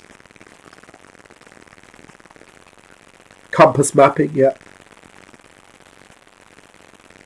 Compass and iron filings, great. Listen, take the compass, move your compass around the outside of the magnet.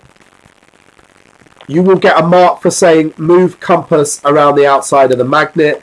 Wherever the needle on the compass points, you're going to plot a point. So you can just say plot a point. Then you're going to move your compass again. And every time you're going to plot points where the needle on the compass points. And then you're going to join the dots. So it could be 3 marks. You'll get 1 mark for saying the word compass. A second mark for saying move the compass around the outside of the bar magnet. And a third mark for saying plot points and then join up to make the field lines. You can say sprinkle with iron filings and tap the paper so the iron filings align to the field lines. The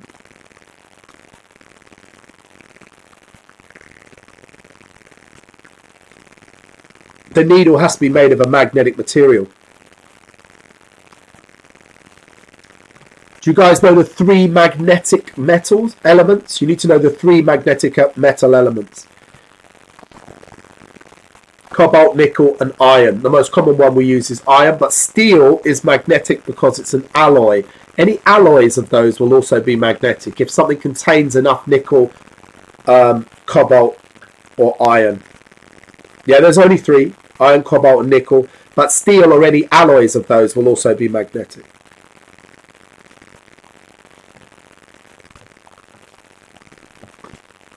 Okay, yeah, we just discussed that.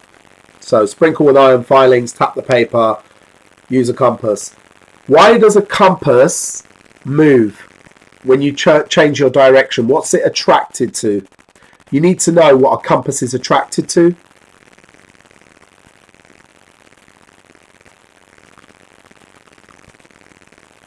Where do we get North Pole and South Pole? The Earth magnetic field. Great, yeah, and that's created by the core. Great.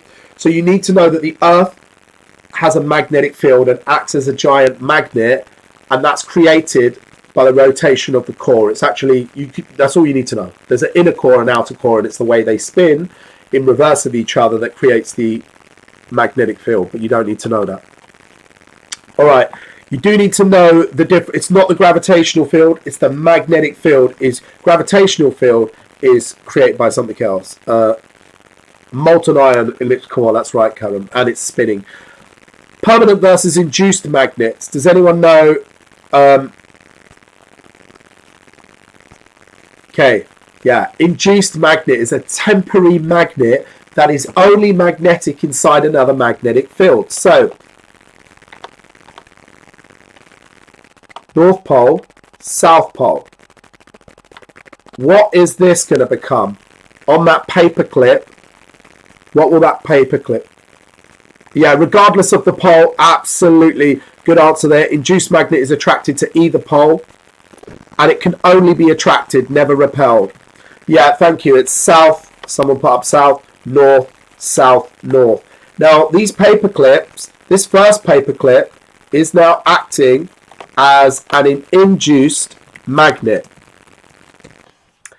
It can only act as a temporary induced magnet while inside the magnetic field of the permanent magnet.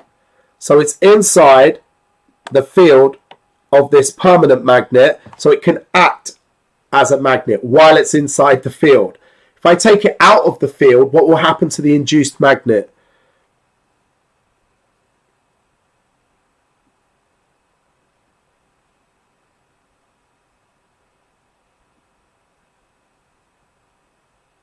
It will lose, it will lose its magnetic ability. That's right. It will just lose its magnetic ability. Yeah. Something else I didn't go over earlier. Yeah, so what's the test for a permanent magnet? How do I know I'm dealing with a magnet and not an induced magnet? Permanent magnets, or true magnets, as they're sometimes called, are repelled by other magnets. You can make them repel, right, by putting the two north poles together or south poles.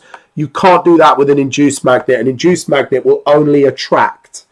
So those paper clips can only attract. I can't make them push each other away. Yeah, the test for a magnet is repulsion, not attraction. Oh, this sticks to this, it's a magnet. No, no, no, no. It could be an induced magnet.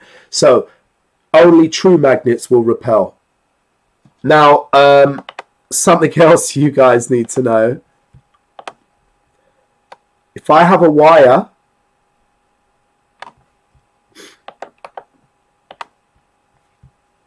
there's also something called hard and soft magnets. I can't remember if that's on you guys' course. If you do hard and soft magnets like iron lose their magnetism more easily. Iron is a soft magnetic material. If you put an iron paperclip inside the magnetic field of a really strong magnet, when you pull it out, it will lose its magnetism quickly. Steel, which is known as a hard magnetic material, will keep its magnetism for longer. And sometimes they'll even become permanent magnets. That's how they make magnets. That's how they make permanent magnets. Okay. Yeah, right hand, nice. Yeah, yeah. So this is the wire. This is a wire. And a guy called Michael Faraday, I think, was first to maybe do this. Took a wire, passed electricity through the wire. Maybe it wasn't Faraday. Passed electricity through the wire. And what forms are concentric circles. These are described as concentric circles. They go around the wire at right angles like that. So they're perpendicular to the wire going around. And we can work out the direction of this field using the right hand rule. Right hand rule. And the right hand rule has two things you need to know. Your fingernails are the direction of the magnetic field. So look where your fingernails are. Take your right fist, and your fingernails are the direction of the magnetic field.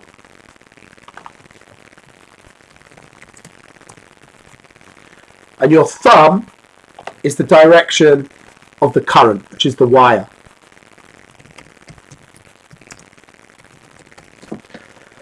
This one rarely comes up. But essentially, put your thumb there. Which way should I draw the arrows on my picture? If you put your thumb going up with the red wire, which way should I draw the green arrows? Right or left? If you have no fingers, you're going to find it tough. So should my arrows go to the right or to the left? Anti-clockwise, absolutely. Whoever said that. Yeah, to the right. Thanks, Jay. Good, good, good. Right. So we can further take this, and we can take a wire, take our red wire again, and now we can put some turns in it. What do we call a wire that we put turns in? Anyone know? What do you call a wire that we turn? Coils, solenoid, lovely. They are coils, and we call it a solenoid. A coiled wire is a solenoid. All on its own, that is a solenoid. Now, if I pass current through this wire, okay, if I make the wire closer together, okay, if I put these closer together, I'm going to create a stronger magnetic field when I put current through it. Okay, so, and you just need to know that it acts as a bar magnet. If I put electricity through this, or current, don't use the word electricity, you'll get no marks. It acts as a bar magnet, okay, but it has a uniform field going through the middle, like straight lines going through the middle, and then it acts as a bar magnet with the field going out. Oh, jeez. Dying. Okay, what can I do to make my solenoid, if I want to make an electromagnet, an electromagnet is a solenoid, coiled wire, with an iron core. Thank you, add an iron core, Gallant. With an iron core and a current passing through it. Awesome.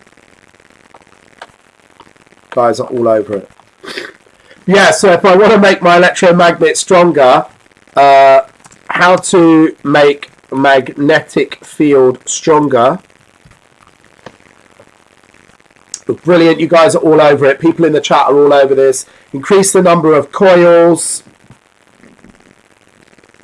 Add an iron core.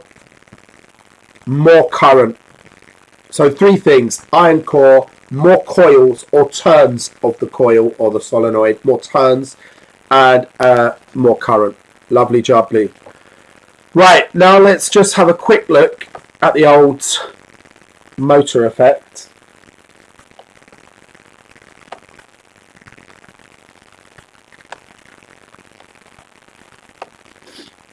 So a number of diagrams for the motor effect.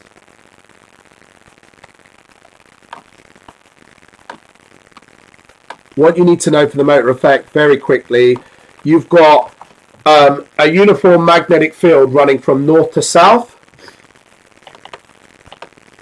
Now if you take your wire, and your wire's coming up through here, remember that your wire has a magnetic field in concentric circles going around it.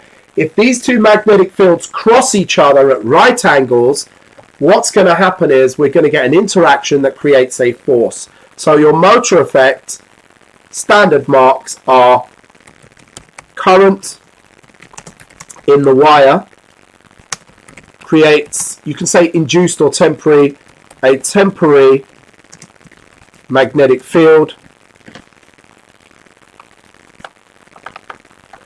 I then like to say interacts with permanent magnetic field. If I want, I can say at right angles. If you want the best interaction, they need to be at right angles. And this creates movement or a force moving the wire. So that's the motor effect. But motors work a little bit differently.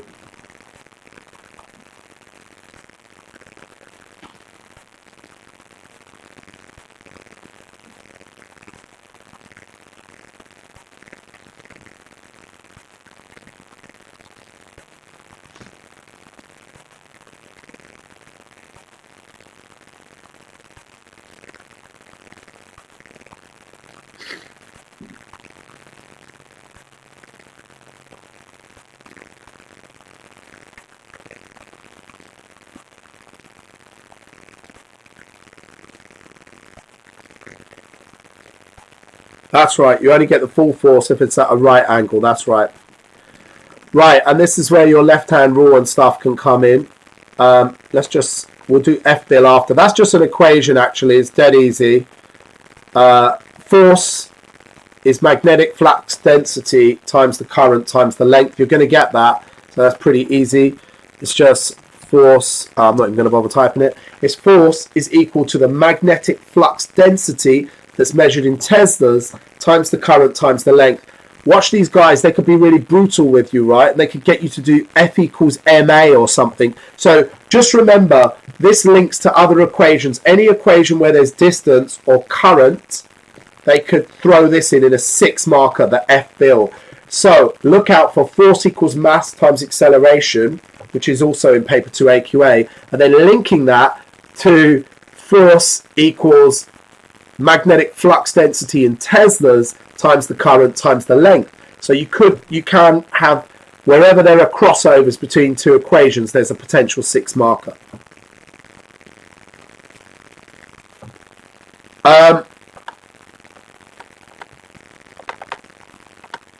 I'm going to take, right, you've got north, south. Okay, guys, so then we move on from the motor effect to how a motor works. This is the worst drawing of a motor in the world. I've actually got a motor drawn, no, I don't. So the worst drawing of a motor in the world, but this is pretty bad. Right, and then, so what you need to know, that here I have a magnetic permanent field between my magnets that's running from north to south. Okay, now I'm going to pass electricity going in like this direction, and then in this direction around my wire. I've bent the wire.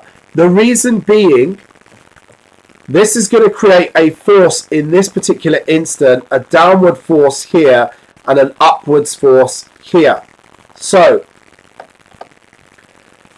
a motor, a simple DC motor, has a different explanation, but you can start. So a 6 marker or 4 marker or 5 marker might be, when the button is pressed, why does the motor spin? And the answer would be, we would say the same thing as before. So current in the wire creates temp mag field. So we get a temporary magnetic field around the wire. This interacts with permanent mag field. Nice. Now, I'm glad someone said that. The extra bit here, someone's put it in the chat, or a few of you have, is that it creates a force, opposite forces on each side of the coil or the wire. Okay, so why? Because the current is going in different directions on each side of the wire.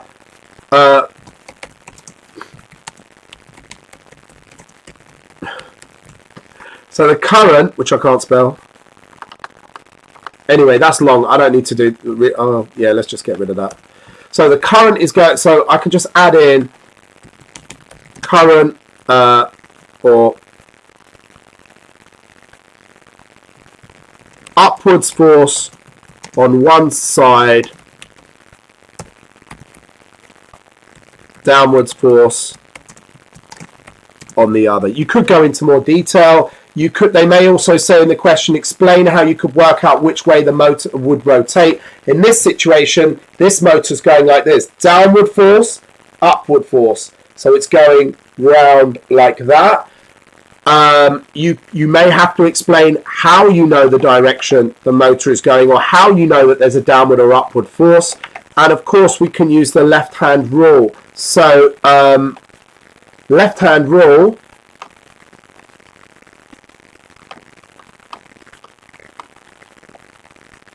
By the way, guys, you'll only lose 1 mark out of 70 marks if you don't apply the left-hand rule correctly. So don't panic. All right, 1 mark out of 70, don't panic.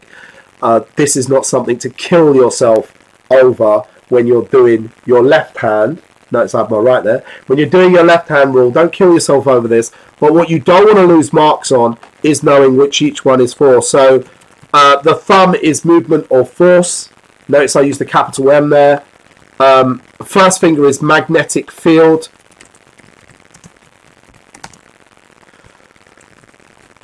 First finger is magnetic field. I always like to say to people that that means north is like the north is there on your first finger and the south is on your fingertip. So it's always pointing north to south, that part. And then your second finger is current. There's different ways people memorize this, but second finger, current.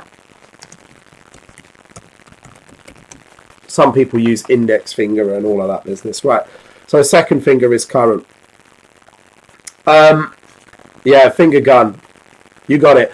So, like, for instance, they could say, explain how you'd know the direction of the motor, 3 marks. You're going to say, align my... You don't even have to get it right. You don't even have to get it right if you just got to explain how you would use the left-hand rule. You just say, align my first finger with the magnetic field. So in this case, the magnetic field, north and south. So I'm going to align that with the paper where it's north to south. And I've done that right now. Okay. Now you would say align. The second thing to do is to align your current. So the first thing is align the first finger with the magnetic field. Then align your second finger with the current. Where's my current going? My current is going that way. I need to turn my second finger like that. And my thumb is pointing down. That's why the force is going down in this situation. Notice this finger is still north to south. Anyway, cool. So, yeah. If I do it again for the other force on the right-hand side, I align north to south. If you align this north to south, so if I try to use the left-hand rule to work out why I've got an upward force here, look, north, south. Which way is the current going? The orange arrow. It's pointing to my chest, okay? So my thumb's going up, and that's why the force is up on that side. So you can use the left-hand rule to explain these things, but it's really knowing how to rather than to get it correct. Getting it correct is only worth 1 mark.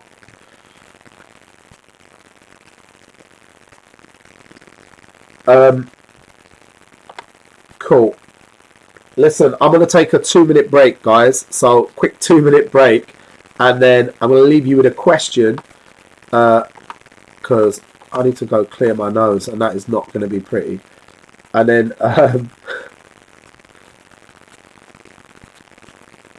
and then you guys can... I just take questions on whatever you want to go through.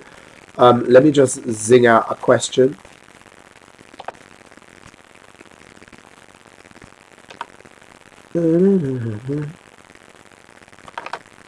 What's on here? No, I did all that yesterday. That's forces. I don't want to.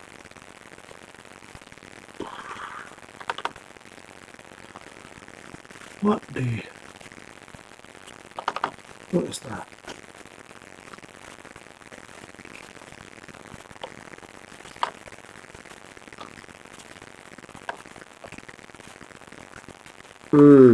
I actually don't think you need to know that.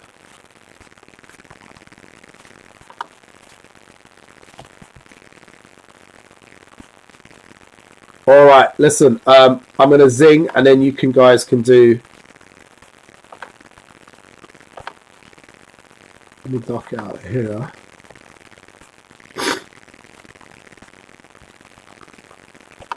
Alright, back in 2 minutes, people. Back in 2. Alright, yeah, I'm back in 2 minutes. Let's move the old camera. I don't even know if you want to even bother having a go at this, to be honest with you. This might not even be relevant, this question I put up, but hang loose or whatever. I'm back in a minute.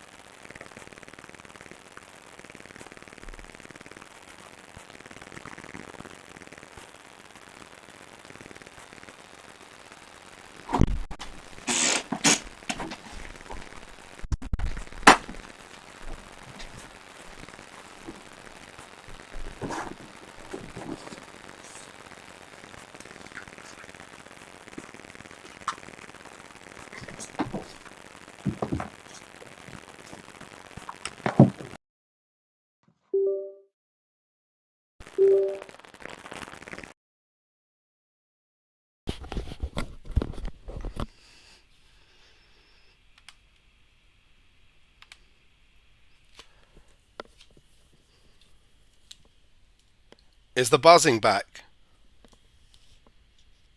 Yeah, rough. Is the buzzing? Is that buzzing? Can anyone hear buzzing? Okay, cool. Right. Generator effect. Okay, let's go. Alright. Let's do the generator effect.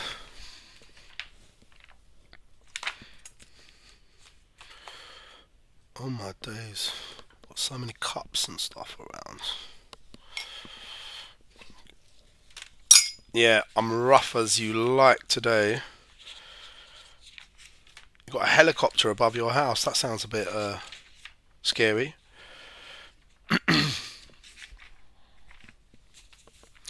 So, if you're doing triple, you also need to know how loudspeakers work. So just before I move on to the generator effect, triplist people, you need to know how loudspeakers work. And essentially, there's some crusty drawing. It's pretty much, you might get a 5 marker on loudspeakers, and it's pretty much the same as the motor effect. So you're looking at roughly the same thing for the first 3 marks, and then there's like 2 extra marks that are slightly different from your normal motor effect. Okay, it's still part of the motor effect. It's still creating movement by using current in a magnetic field. So yeah, we can look at spring constant. So you've got a paper cone here, and essentially what happens,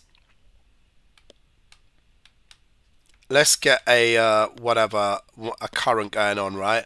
So how does the speaker on your phone work? How does it create sound?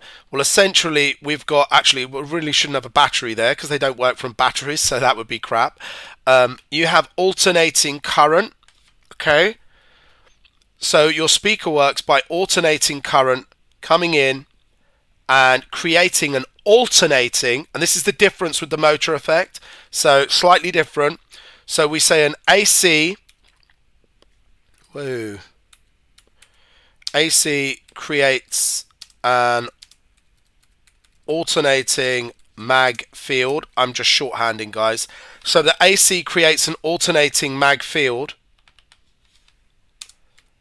temporary, in the coil. So in that red bit, it's going to be an alternating magnetic field, so changing its poles.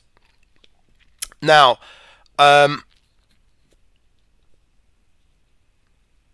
what's this going to do? This interacts with permanent magnets, so, or magnetic field. So just like in the motor effect, we have a temporary magnetic field created when current flows in a wire. I can say current flows in a wire, creating a temporary magnetic field here. The only difference is you must specify the current is alternating with a loudspeaker. If you don't say that it's an alternating current, you won't get alternating movement, which creates the sound wave.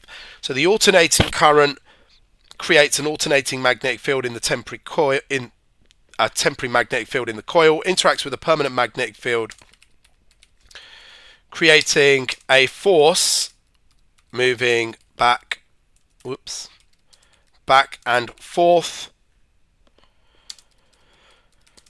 moving paper cone, creating a sound wave. Now, the frequency of the sound is equal to the frequency. Another final point to note on this is that I can't be bothered to write frequency, so I'm writing hertz. The frequency of the sound is equal to whatever your hertz of your current was.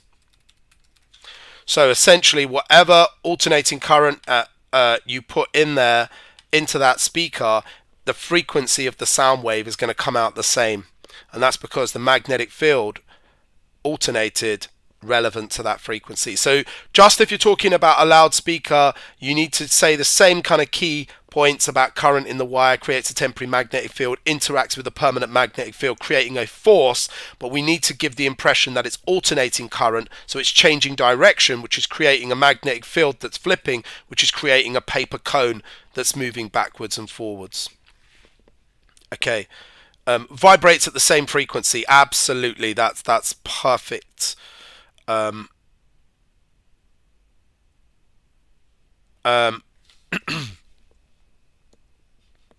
Yeah, generator effect is not for combined.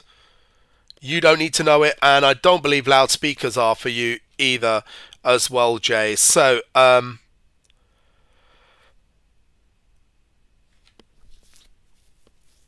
yeah. So do people want me to go through the generator effect or not really? Because is anyone triple here? Something else I didn't mention as well when talking about motors. I never asked you guys. Already done, kind of talked about motor effect about 10 minutes ago here. The motor effect, essentially, just as a recap, is current in the wire, creates a temporary magnetic field around the wire, which interacts with the permanent magnetic field created by the permanent magnets. And if it's an electric motor you're explaining, then the reason it rotates in a particular direction is because you get an upward force on one side of the orange wire here and a downwards force on the other side of the orange wire. Why are the forces in opposite directions? That's because the current is going in different directions because we've bent the wire into a loop. Now, you can work out which way the force will be up or down by using your left hand rule, and you need to be able to explain thumb is movement, first finger's magnetic field, second finger's current. But I have to ask you, because this comes up with the motor effect quite a bit, how do you make the motor spin faster? And my prediction is if you're doing combined, they're definitely going to ask you about the motor effect. Magnets must be at least 15 marks. There's only 3 topics coming up for combined, and so 15 to 20 marks on magnets minimum, and you can't really just do 15 to 20 marks on attraction and repulsion and how do you display a magnetic field with iron filings or a compass. You're going to have to get into some details on the motor effect. So thank you. Increase the current. What else can I make stronger, guys? Thank you. How would I increase? Thank you, 101 man. How, or 101 man. How would I increase that magnetic field strength?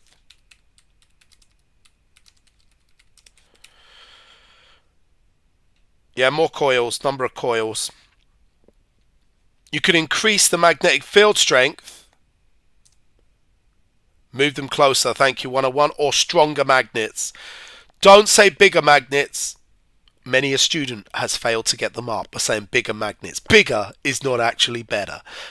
You need stronger magnets or closer together. Then the field lines are closer together. And once again, I didn't really mention before, but the part of which part of a magnet is the strongest, by the way? Yeah, magnet with a higher flux density.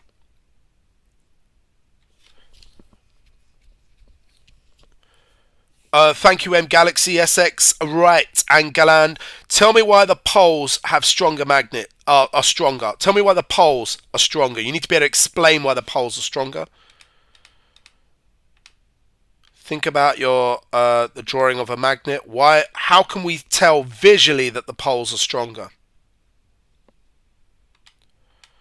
Let's go back. Awesome. Thank you. The lines are closer together at the poles. You're going to find more field lines closer together at the poles. So that's the strongest part of the magnet, is the poles. Awesome. Okay, back to motors quickly. If you want to reverse your motor and have it spin anti-clockwise or clockwise, whatever way it was going originally, you need to know 2 ways to reverse the motor. Yeah, at least 2 to 3 lines on each side. If you're doing a uniform field, I would draw. If you're doing a uniform field, you need to draw 3 lines in the middle. If you're doing a magnetic field, 2 lines on the whole magnetic field, 2 lines on above and below with arrows are needed. Reverse the current. Thank you. By the way, someone asked me earlier in the chat about half an hour ago, what does polarity mean? To reverse the current, they may ask you, how would you reverse the current? Reverse the polarity of the electrical connections. So you need to say, reverse the direction of the magnetic field. Right, how do you do that? And the next mark after you, Lucas, swap the poles is perfect. So if you want to reverse the magnetic field, you need to say swap the poles. If you want to reverse the current, they want you to say swap the polarity of the current, or the polarity of the electrical connections. Okay, so watch out for those words if you see it. Oh, ESAB, is that ESAB? The split ring commutator. Awesome, thanks for bringing that up. That's really good of you, split ring commutator. So the split ring commutator, there's 3 marks here. Very hard to actually understand what it does. Bit too late for that now. But you got to know what it does and what it's called. It's this thing here. It's known as a split ring commutator. And if you can just get over not having to know too much about it, what it does is it keeps the motor spinning in one direction. Right, so most motors, you don't want to get in your car and go forward, backward, forward, backward. You don't want to have a fan that starts to go that way, then that way. You need it to keep going in one direction. So the split ring commutator keeps the motor spinning in one direction. You might say, why is this a problem? I thought it would spin in one direction. Not necessarily, because as the motor spins, the direction of current and so forth changes, which is going to change the direction of our force. Every time you change your second finger on your left hand, so if my current goes from there to there, my thumb keeps moving. We don't want our motor doing that, so we have a split ring commutator that keeps the motor always going in the same right direction. And the explanation for that, who can explain that? Anyone explain why the commutator works? Okay, so the commutator works by reversing the electrical connections or the polarity every half turn. So you can just memorize this bit. And it's every half turn. Running out of room there. But essentially, before it falls down the other side and the currents are all changing direction, which causes our motor to then go back that way. We don't want our motor doing that.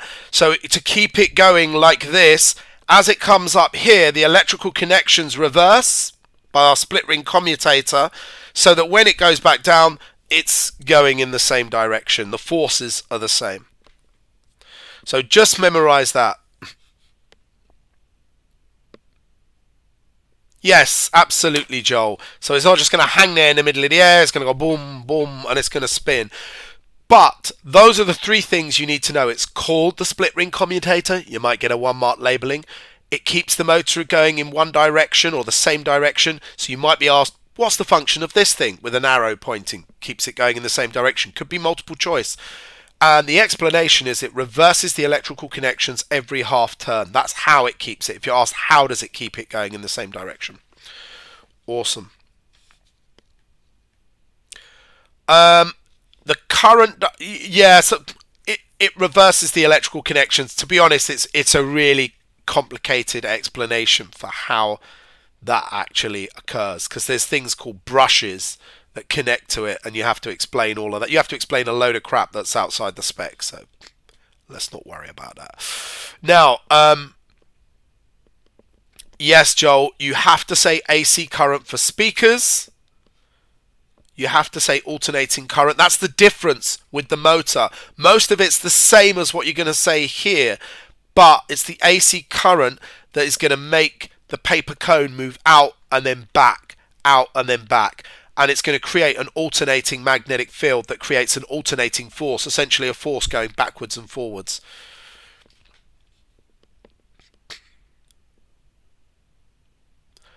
Mr. Breadstick. I haven't gone through dynamos, alternators. I've gone through speakers now. Mr. Breadstick has asked a question about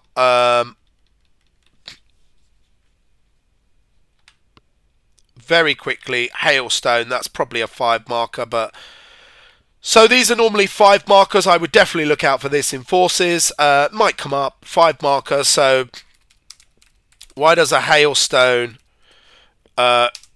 reach constant speed? Constant speed is the same as saying terminal velocity.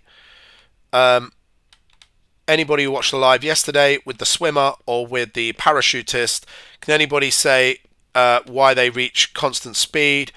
Okay, 3 marker. Sometimes these are 5 markers. So I'll hit generator effect straight after this.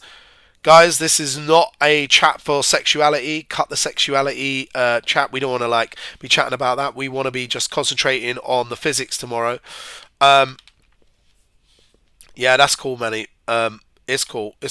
I know. I'm normally pretty cool with it, but you know what I mean. As long as everyone's being respectful of everything. So why does a hailstone reach constant speed? So eventually, there's a big explanation. There's a 5 mark explanation, but basically, when the hailstone is first falling, the weight is bigger than what's the other force? What are our 2 forces on the hailstone? When it first falls, weight is bigger than D, drag or air resistance. Absolutely. When it first falls, the weight is bigger than drag.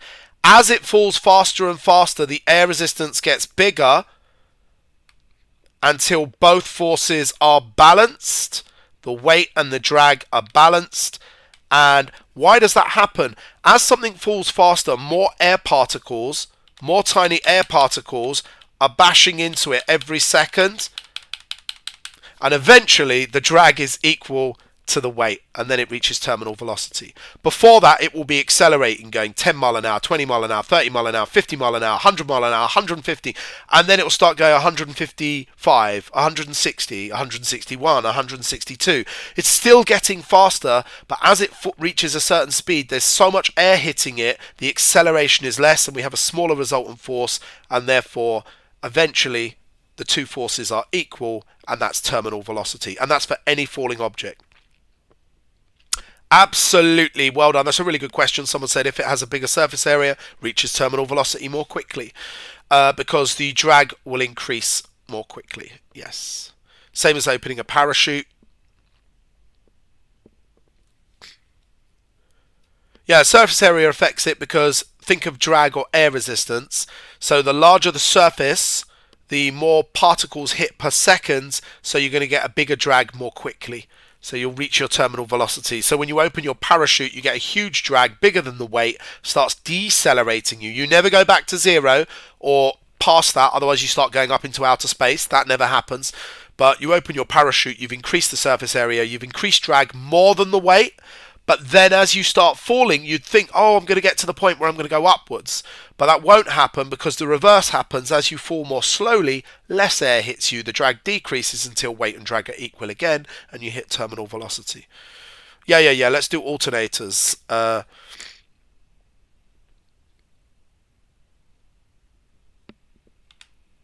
I've got, whatchamacallit? I've got some dirty blocked up nose.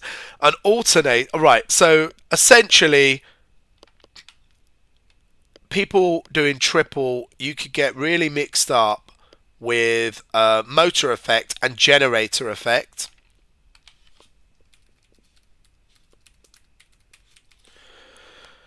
So essentially the generator effect is the motor effect, which we just talked about, took electricity, took electrons, current, and it took current and magnetism and made movement. 3 things. Current plus magnetism made movement. The generator effect, this is why people get it mixed up, it has the same 3 things. This time we're going to take movement and magnetism and make current. So we're going to move a magnet. We're going to move this magnet in and out. If we just go down, we're going to generate a voltage, but if we go up and down, we're going to generate an AC voltage, an alternating potential difference. So the explanation is slightly different. Remember those dreaded field lines we were talking about? As I move those field lines, some people are saying do 3 on each side. I'm not going to do 3. As I move my bar magnet, in the coil of wire, solenoid, whatever you want to call it. Let's just call it a coil of wire. As I move my bar magnet inside the coil of wire, the field lines, this is a great term to use, get cut. Okay? And if they get cut a certain amount of times per second. The more times the lines get cut per second, you're going to generate a bigger voltage or potential difference. So coil of wire, move magnet in a coil of wire. Field lines get cut. So that's a good way to describe it. The field lines get cut. This induces a potential difference across the coil of wire. Now, does that mean we have a current? If I have potential difference, it's related to current. Does that mean I have a current? Potential difference is a voltage, by the way. It's measured in volts. What's going on there?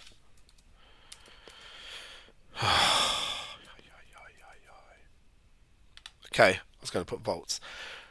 We will only get a current.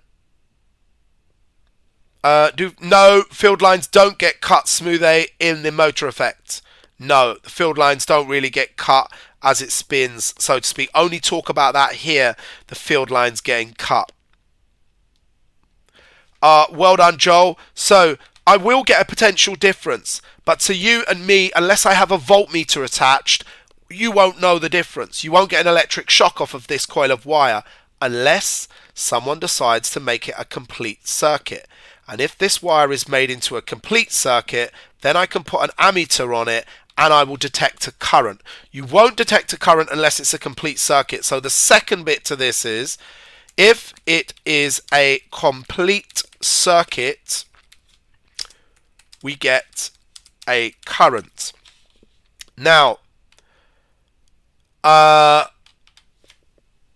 if I'm moving the magnet in and out, I'm going to get an AC current, okay? I'm going to get an alternating voltage and an alternating current. AC stands for current. It's really annoying because you write AC current, or I just said AC current. That's like saying alternating current. It's a bit weird. So you get an AC current or an alternating current, and you get an alternating voltage, which you'll get by the field lines being cut in both directions. To generate a higher voltage, essentially you want to cut more field lines per second.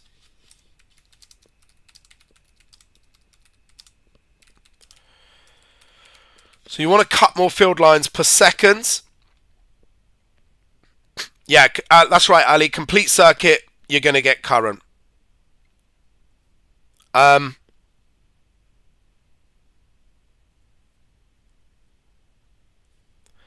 So, how can you cut more field lines per second? How can I ensure that more lines get cut per second so I can make more electricity? This is essentially how my lights are on, how your laptop's working, how you charge your mobile phone. Somewhere, when you plug your phone in and switch on, or when you turn your lights on, somewhere in the world a magnet is having its field lines cut by a coil of wire to give you that electricity. Whether it's wind, whether it's waves, whether it's whatever is making that magnet move. Most of the time it's fossil fuels being burnt to create steam, and they hit the magnet and make it move, or they hit the coil and spin the coil around the magnet. Either one is good in a power station's generator, and that's how you're getting electricity. But the point is, how can you increase the amount of field lines that get cut? More turns of the wire, thanks Harish, or speed up the movement of the magnet. Perfect. Both of those. Move the magnet quicker, put more coils on the wire, coils closer together. A stronger magnet means stronger magnetic field, means more field lines get cut. So there's three ways to generate more electricity. Let's use the strongest magnet, so there's loads of field lines. Let's move that magnet quickly in and out to cut those field lines more per second, and let's have lots of close together coils of wire so we get more field lines cut. And that's going to generate more electricity.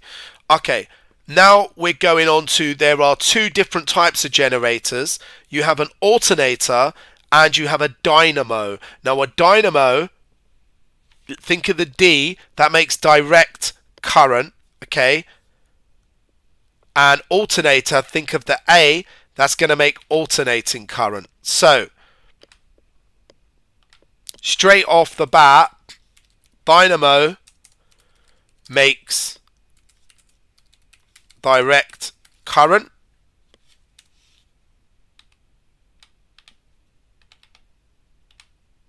D for direct. What's the difference between direct and alternating current? Does anybody know?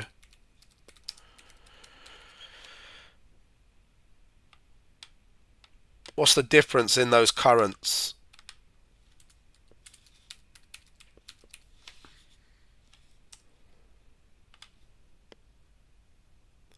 Yeah, that's right, breadstick. A dynamo only, direct current only goes in one direction. So this is the type of current I want to generate for certain things. The current that comes out of the wall in your house is alternating. Okay, so the current that comes out the wall in your house is alternating. We can use a diode back in circuits. You can use a diode with that symbol with the triangle and the line which will be in your mobile phone, because your mobile phone has a battery and only wants direct current, so you'd use a diode to transform your alternating current to direct so you don't mash your mobile. But we're talking about generating electricity. When we want to generate direct current, we use a dynamo, and their setup is ever so slightly different. Now they're going to look like a motor, so you have to watch out for these to spot whether they're a motor or whether we're dealing with making electricity. And here the split ring commutator, again, rears its ugly head. This is going to swap the connections every half turn to ensure direct current is produced. So you need to have a split ring commutator on a dynamo to ensure we get direct current produced. And essentially we're not this time, what's turning that coil? Well, we need something to turn it, so we might be using wind to turn that. So those of you that have like a wind powered light or something, or you could have something that moves, you might have a wind up radio or a wind up toy. Some of you might have a little bath toy, a little turtle or a little duck that you wind at the bottom and you let it go and it goes digga digga digga digga digga digga and moves across the water. Yeah, so you know, you're winding it up. You've got probably a little dynamo in there to make some current or something, who knows. Or if you've got a light that you wind up, a torch, a wind up torch is a better version of a dynamo. Right, the alternator, this is in a power station. This is how you get your electricity from the power station. So we're going to use something like coal or a fossil fuel or nuclear power or something to boil water to make steam to drive this, okay? And this has got a weird thing, so look out for this one. This one has got 2 bits, and this is called a slip ring and brushes, not a split ring commutator. And this is actually designed, you just need to know this is designed to ensure that it alternates and changes direction, therefore creating an alternating current.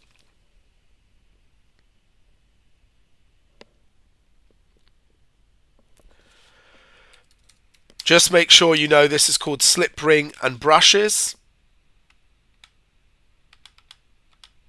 not split ring commutator. You'll spot it because it's got 2 little weird semicircle things on there.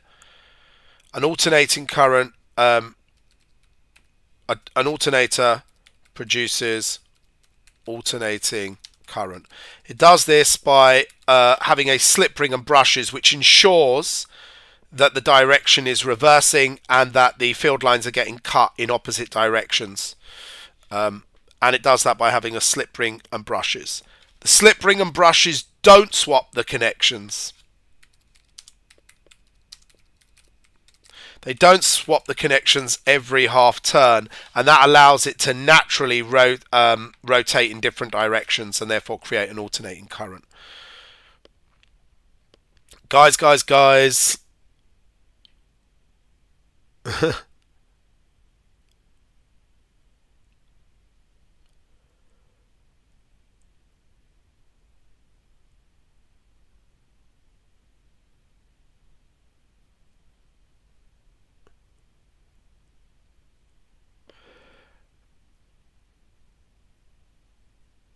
Yeah, this is triple if you're doing triple. Yeah, this is triple.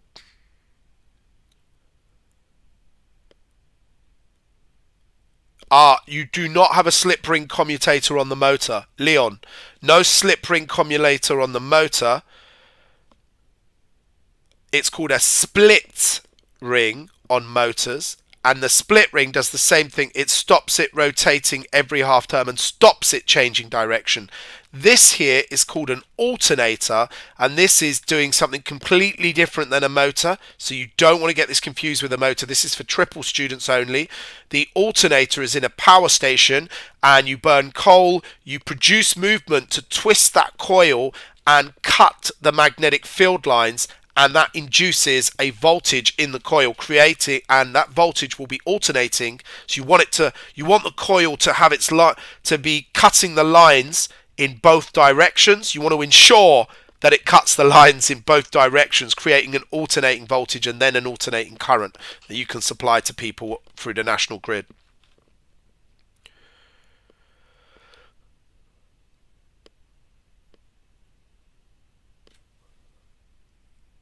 I did a forces live yesterday. For those of you that have got forces, you can just watch that. It's got timestamps. This one I've been feeling really rough, so I'm not on very good form at the moment. Any topics that I haven't looked to see what topics? The goat, how do I calculate the gravity of a vacuum? You won't need to know how to calculate the gravity of a vacuum. There's no true vacuum anyway. Yeah, redshift and blue shift. Let's go through that. Okay. Someone said red shift and blue shift. So let's go through a bit of red and blue shift. Alright, bit of red shift theory. So essentially you have something called the Doppler effect. So you may have heard of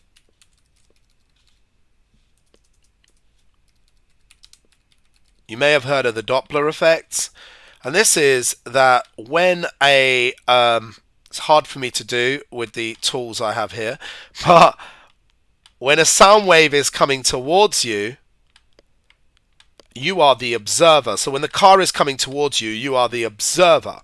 You are observing a car coming towards you, and the car is moving into its own sound. In fact, the sound wave's coming towards you, but the car is moving into its own sound, meaning that the sound waves it's releasing are getting compressed and higher in frequency. And this means that when a sound comes towards you, like a police car, you'll notice this with, or an ambulance, it'll be like, I can't do a high sound because I've got no voice at the moment, but Nino, Nino. And then as the police car goes away from you, hopefully, rather than stop by you, the sound it releases, it's now speeding away from the sound it's releasing. And so the sound waves to you appear to be stretched and far apart. What this means is the sound waves appear, because it's constantly moving away from the last sound it released, they're getting further and further apart. So when a police car comes towards you, it goes Nina, Nina, and then it goes past you, it goes Nina, Nina, and the sound is being stretched. That's called the Doppler effect. And what's this got to do with the red shift? Well, light and all waves do this same thing. So when a wave is coming towards us, it appears to be compressed. When it moves away from us, it appears to be stretched. Okay?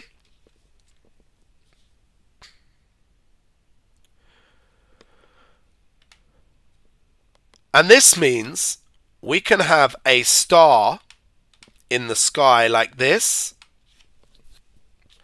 and the star is shining light down on us here on Earth. Okay? Now, it depends which syllabus you're actually doing and how much you need to know about the old redshift. So, who asked the question on redshift?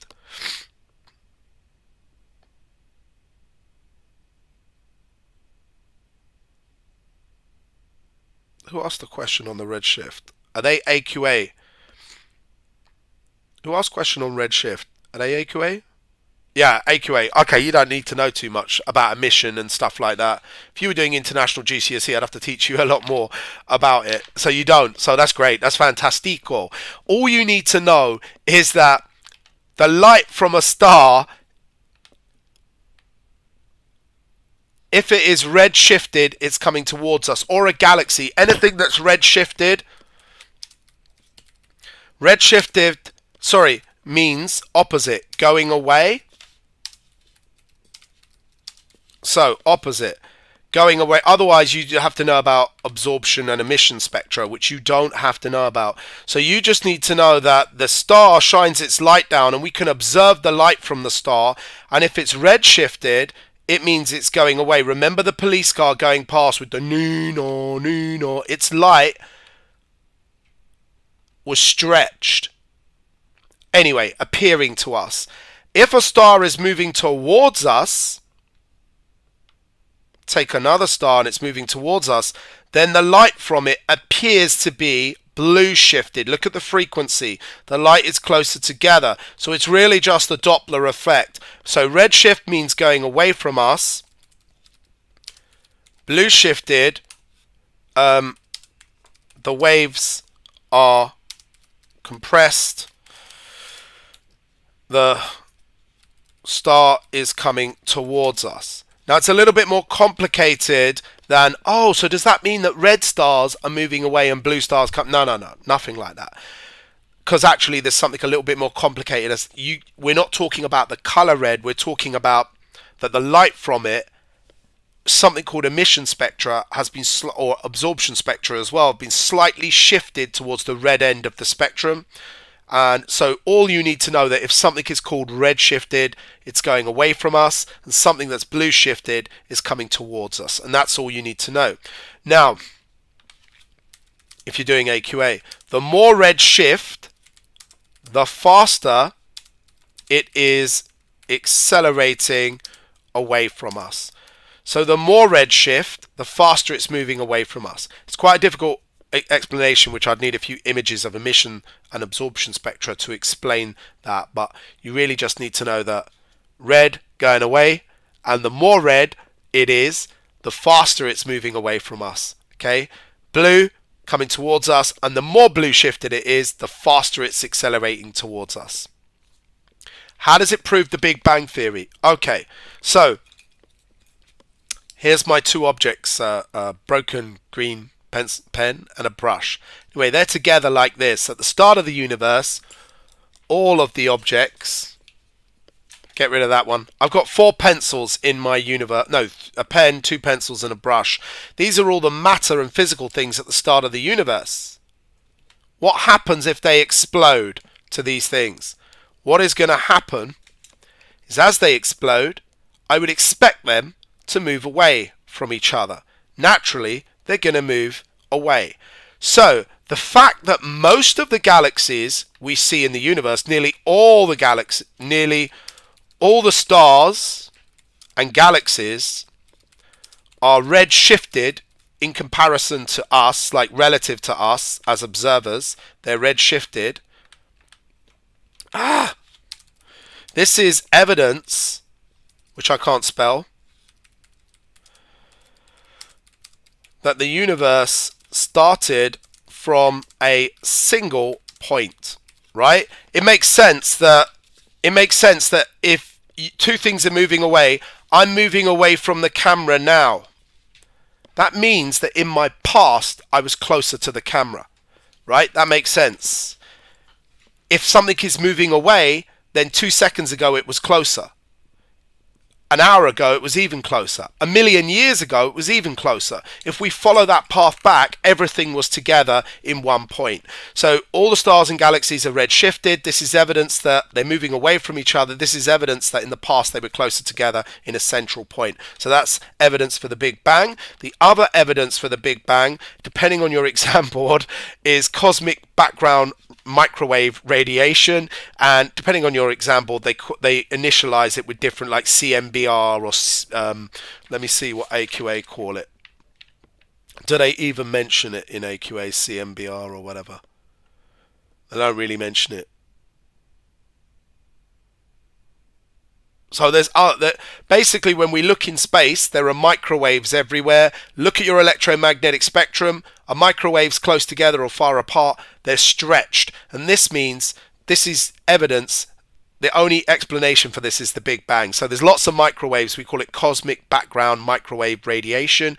And the only thing that can explain that is if there was some sort of Big Bang.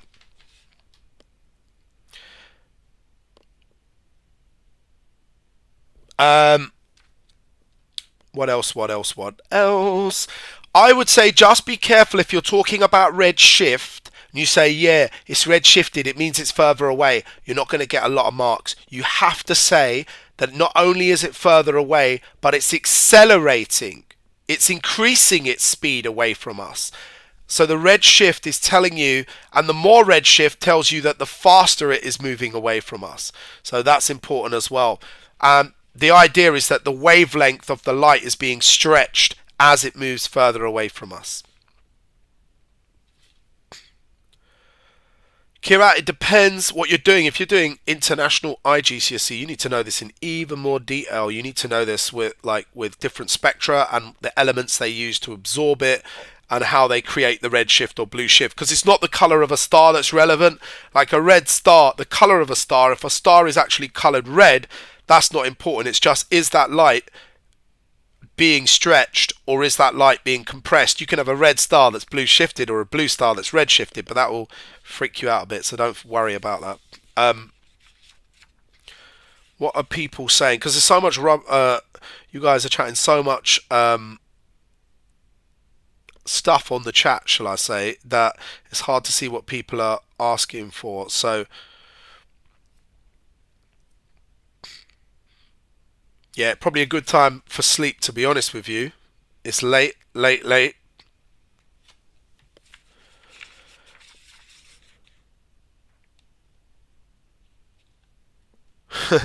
Someone said life cycle of a star. Okay, hold on. Let me life cycle star. How do I clear this?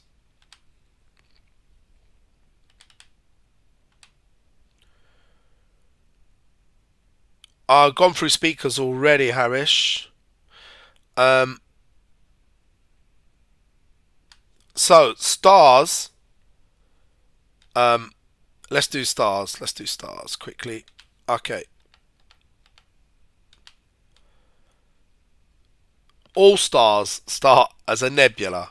Okay, like I said, I've got a video on this, about 7 minutes long, but it explains it all. But I'll go for it with nice images and all of that kind of thing. Stuff. So stars start as a nebula. What you need to know with nebula is dust and gas.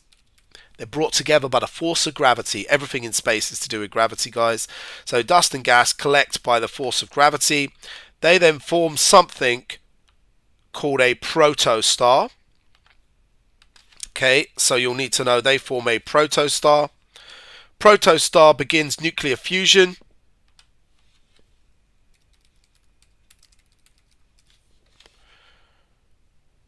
Protostar is where nuclear fusion starts and it starts getting hot.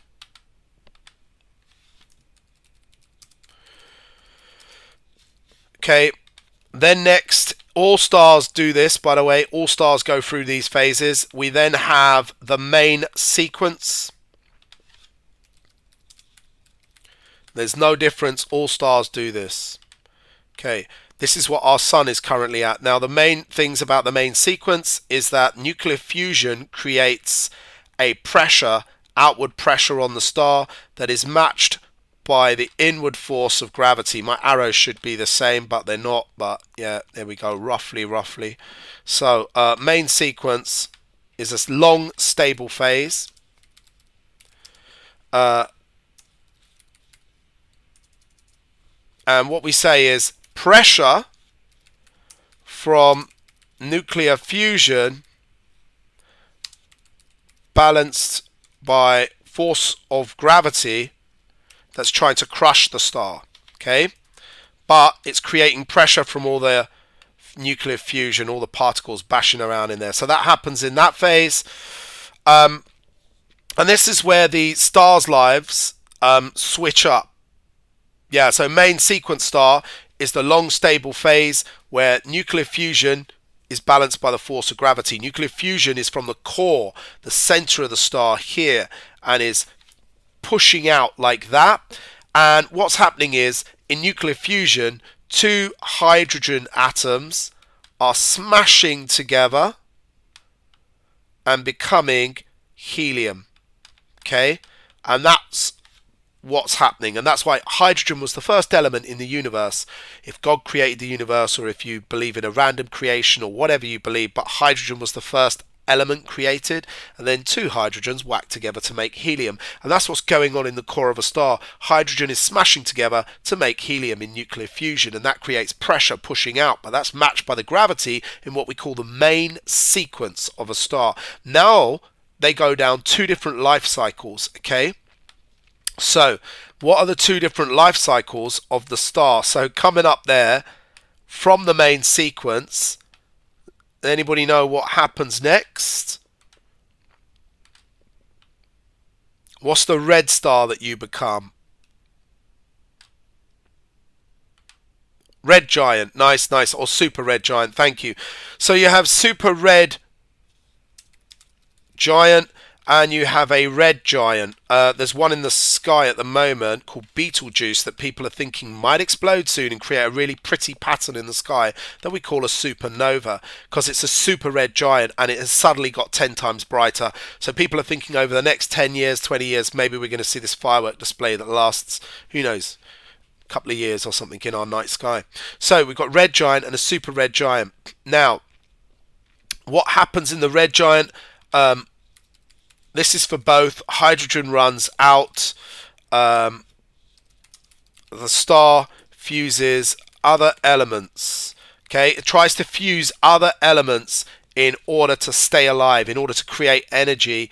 It expands and it cools. So I'm just putting some key things. It expands and cools. Why does it cool? Well, if you take a fire and you double its volume, that heat energy is spread over a bigger volume, so it cools, even though we might think it's getting bigger, it's getting hotter. In fact, when our sun expands, it's going to swallow Mercury up, and hopefully it won't swallow the Earth, but it's going to take up most of our sky. If humans are still alive, we're going to have a massive red sun taking up half the sky. So, and it will swallow up Mercury, but it'll be a lot colder, so we'll all be frozen to death if that happens, because it won't give out anywhere near as much heat.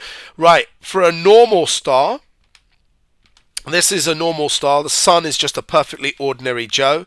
It is not a funky star. It's just a normal sun or star. We go to red giant. Then we shed our layers. Shed layers, forming a white dwarf. Okay, which is a hot burning core, which is a dense hot core. And potentially, but no one knows if it's true because the universe isn't old enough, if the universe is only 14, 15 billion years old, we believe after like 20 billion years, these white dwarfs, it makes sense to think they're cooling down because their energy is being emitted. Eventually, they will run out of energy. They're no longer doing nuclear fusion. They ran out of hydrogen.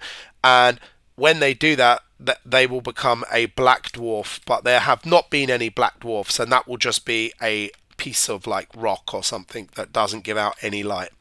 So super red giant, all the same things as one above, so all of that applies down here. However, it can fuse elements up to iron, which is symbol Fe. So it can fuse all the different elements we have in the periodic table up to element 56 or whatever ion is. So it fuses the elements up to then.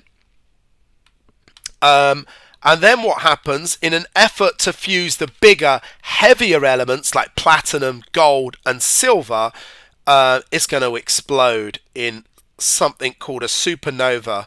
And in that time, when it explodes, the last few, in a star's life, the last few days of its life, in a supernova, which is an explosion, it fuses heavier elements than iron.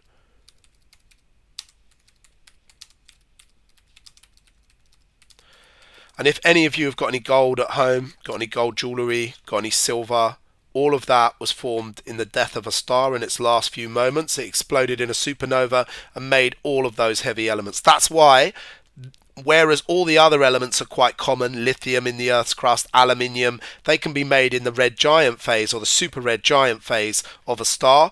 But elements like gold, platinum, uranium, the radioactive elements are rare because they're made in the last few seconds of a star's life when it does a supernova. I don't know how long a supernova lasts. Maybe it's all relative to where you are in the universe. So, and it will either go on to form a black hole, super dense object which light can't escape from, or I'll have to move my camera, or something called a neutron star. So it all depends.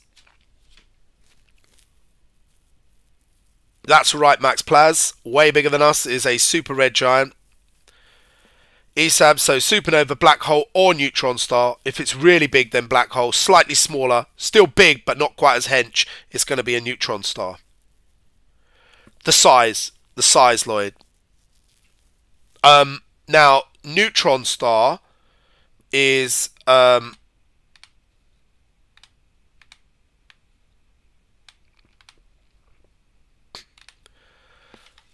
a neutron star is actually formed when the electrons in the shells of an atom, you draw all those little X's and circles in chemistry, that the gravity is so strong, the force of gravity, that the electrons collapse onto the protons in the nucleus and wipe out all the electrons and protons, turning them into neutrons. So all that's left is a giant ball of neutrons, and that's a neutron star. They're incredibly dense. They have like an incredibly strong force of gravity. But a black hole's gravity is so massive that light can't escape. So if you went beyond the event horizon, the point we call with a black hole where nothing can escape, so you could go and visit a black hole. It's just like a planet. You could orbit it and be totally safe. But if you go beyond a certain distance close to it, then nothing can escape, even your text messages, anything the speed of light. So any electromagnetic wave, radio signals, anything can't get out. So no one will ever know whatever happens in a black hole because nothing can ever escape.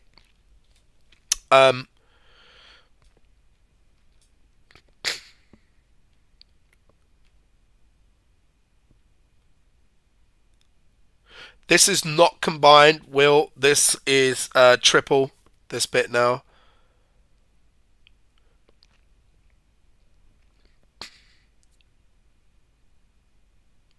Oh, it's sucked into the black hole.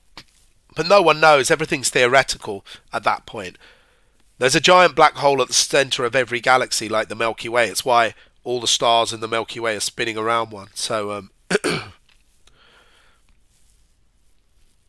dumb waves, that's earlier.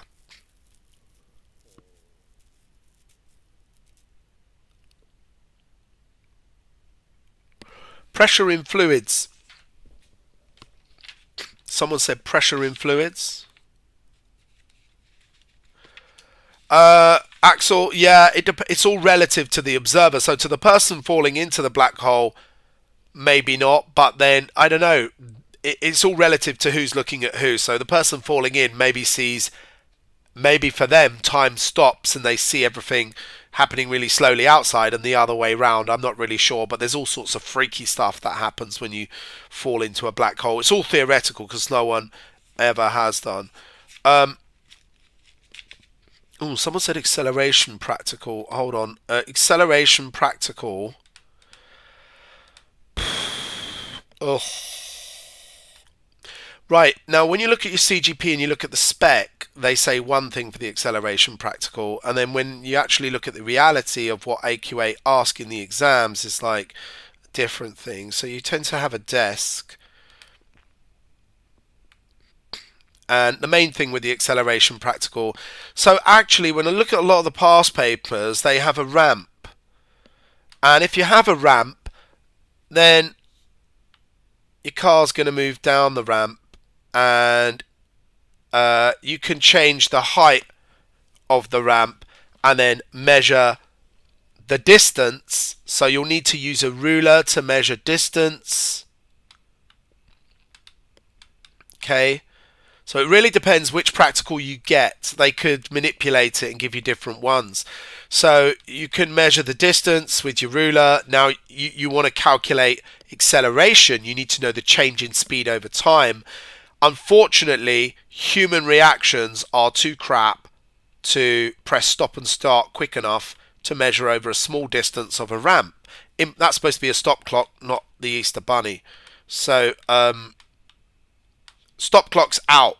We need data loggers, and we need light gates.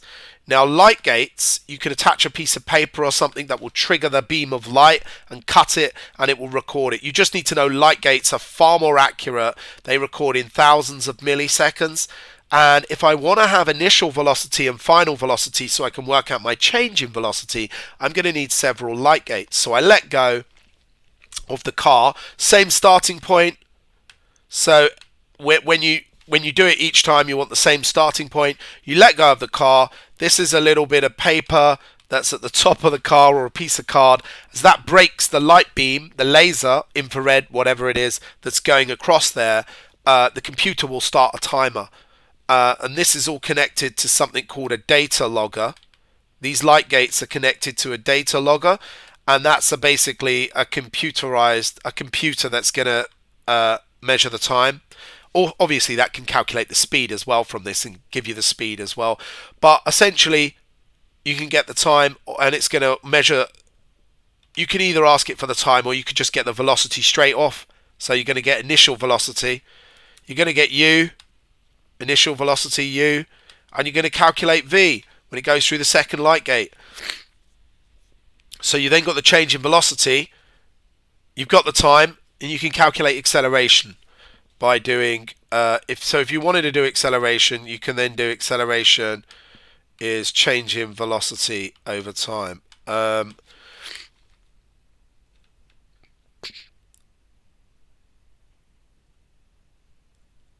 Yeah, there'll be friction involved there. Yeah, friction would be involved there. Yeah. I did do redshift. Yeah, I did redshift already. Just a little bit back. Just talked about it. Yeah, I'll go through pressure in fluids and centripetal force. Yeah. Ian, are you doing AQA? Yeah, you can get the velocity from the data logger, or if you really wanted it, you could calculate it and then you'd use the distance or whatever. Yeah, well, you can calculate it. Velocity is distance over time. So if they say you can't use the data logger to do the velocity for you, then you just do d over t, because you got the distance with the ruler. So if you got the 2 times, like, I don't know, whatever, that's where it starts. So that's going to be 0 seconds, and then you get the final time. Then you could calculate the velocity by distance over time. So you could work that out as well. You can use all different ways to do it. Now there is one that they've never really asked, but where you connect weights and you investigate force equals mass times acceleration. So and by adding masses, you can add masses to the car and change the mass of the car by adding masses to the car. Or you can add masses to a piece of string attached to the car hanging off the end of the bench. Essentially what you're doing there is changing the force, because it's gravity pulling the masses down, gravity times masses, and you'll see that when you change the force, so you use different forces, you can create more acceleration. So it's really, you can either change the mass or you can change the force and see its effect on acceleration.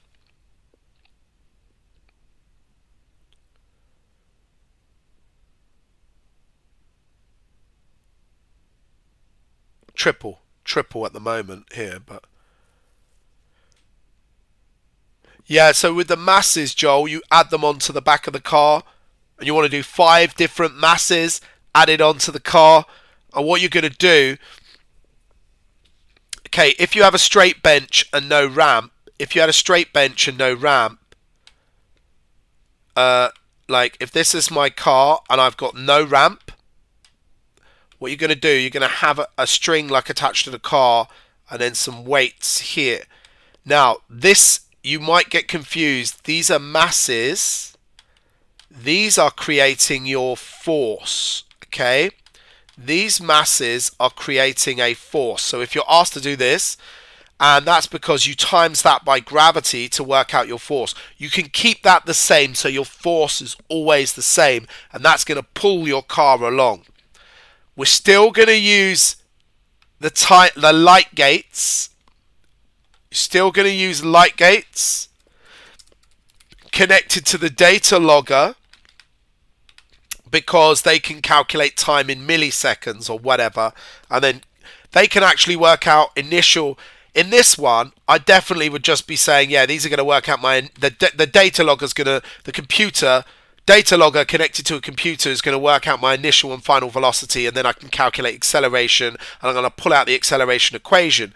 But here you can then add masses here to change the mass, and really you're investigating in this one force equals mass times acceleration. What you should show is that as you increase the masses on top of the car, this is your mass, you're going to add masses to the top of the car, it's going to cause it to accelerate more. So I might do 10 grams, 20 grams, I might do 100 grams, 200 grams, whatever I'm adding to the car, 10, 20, 30, 40, 50 grams. I should be able to show, using this calculation, that acceleration will go up when I increase the mass or whatever. Or the effect of mass on acceleration. Actually, no. Acceleration will decrease when I increase the mass, won't it? Yeah. Sorry. Or will it increase? No, decrease for the same force. If I keep the force the same, and I increase the mass, then the acceleration is going to decrease because I'm not changing the force that's pulling the car. But what we can do is then do it where we keep the mass of the car the same, and I don't change the mass, but I increase the force, and I can show that increasing the force for the same mass will increase the acceleration. So increasing the resultant force for the same mass increases acceleration. So yeah, there's a load of things you can play around with that one.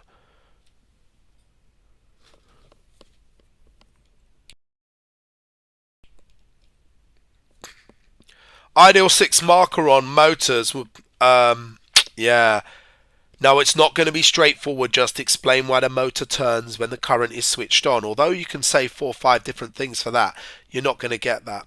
If it's a 6 marker on motors, they might bring in like F-bill, force equals magnetic flux density in Teslas times current times length, and they might give you like the length of the wire and stuff like that, and you've got to calculate the magnetic flux density and then explain why the motor moves. So there might be something linking 2 things together.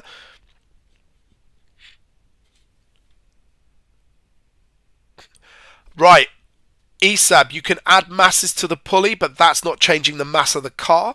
That's changing the mass of that's changing the force. So if you want to investigate force, yes, Axel, it will decrease when you increase the mass on the car. But if you increase the force, make a bigger resultant force, then the acceleration will have to increase for the same mass, and that's part of inertia, Newton's second law. So this experiment is going over Newton's second law. So ESAB, if you want to change the force, you have masses to the pulley. If you want to change the mass of the car, you have masses to the car, but don't change the mass that's on the pulley, because that creates the force.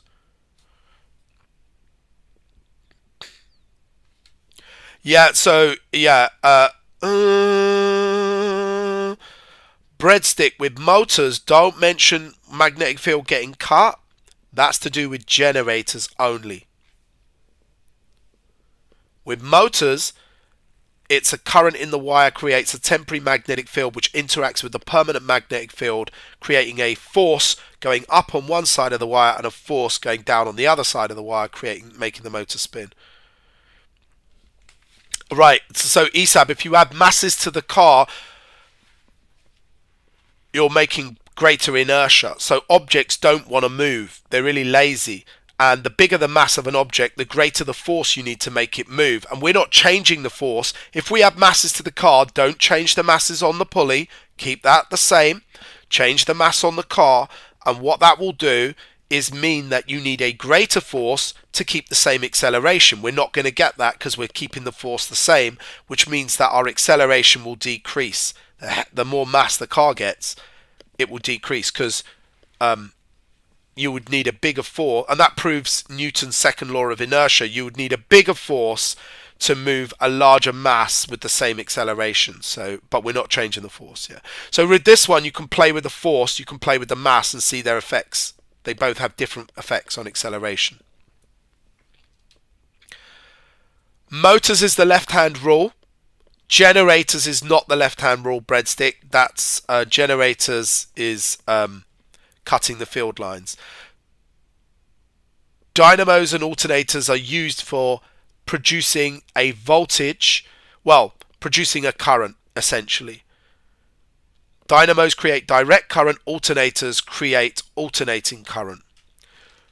Alternators need a slip ring and brushes to ensure that the connections turn every half turn and you get alternating current. A dynamo has a split ring commutator which ensures the connections don't turn every half turn and you get a direct current. But with both of them, if you don't have a complete circuit, you won't get current at all. You'll just get voltage, which is potential difference. So with an alternator, you get alternating voltage, and with a dynamo, direct voltage, and they'll lead to direct current or alternating current, depending on if the circuit's complete. And with a simple generator, it's just a magnet moved in and out of a coil, and you need to say with both the dynamo and the generator and a simple generator magnet in and out of a coil, you just talk about field lines getting cut. The more field lines that are cut per second means you induce a bigger current or a bigger voltage. Yeah, that's the more field lines that are cut per second, and you can do that by a stronger magnet or tighter coils on the coil.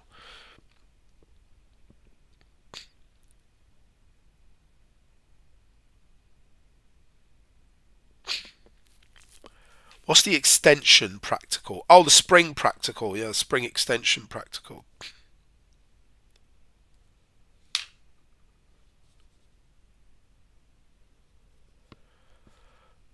The spring practical is like this. So what you're going to do, you're going to get a ruler, and this leads into F equals KE. And beware that can lead into elastic potential energy, and they could do a 6 marker where you've got to use both of those. So I've got a ruler. Don't know why why the hell did I put a ruler there? But who knows? Right. Gonna have a clamp and stand. I don't know what a clamp and stand looks like. Whatever. Spring. And then masses. Remember, if you're dealing with grams, you want to turn it into the correct unit, it's kilograms. So divide by 1,000. And if you want to turn that into force, because we don't talk about mass and extension, we talk about force and extension. And if you want to talk about force and extension, you may have to convert mass into force. You do that by timesing by gravity, which they'll give you in the question. It's either 9.8 or 10, depending on what they want to give you. So remember, before I add any weights here, right, my spring may have looked like this originally. Let's say my spring was like that before I added any weights. I need to make sure that I know the original length of the spring. This is original length. That's the original length. That is not an extension. That is the original length. The extension is how much my spring has extended. So according to me here, whatever, you would take you need to subtract the final length from the original equals the extension. So like final length from original, yeah, I'm not even going to write it down, but just make sure to take the original length out the way and then you'll get how much the spring has extended. You're not doing length of spring against force, you're measuring the extension of the spring, not the length, the extension, how much it's extended, and that's in meters. So if you measure it in centimeters, you normally have to convert that into meters. They can do it in centimeters as well, so yeah, just make sure you're measuring this. Oh my god, what was that? You're measuring this at eye level, maybe. Wear goggles to protect your eyes. I don't know what the hell that is.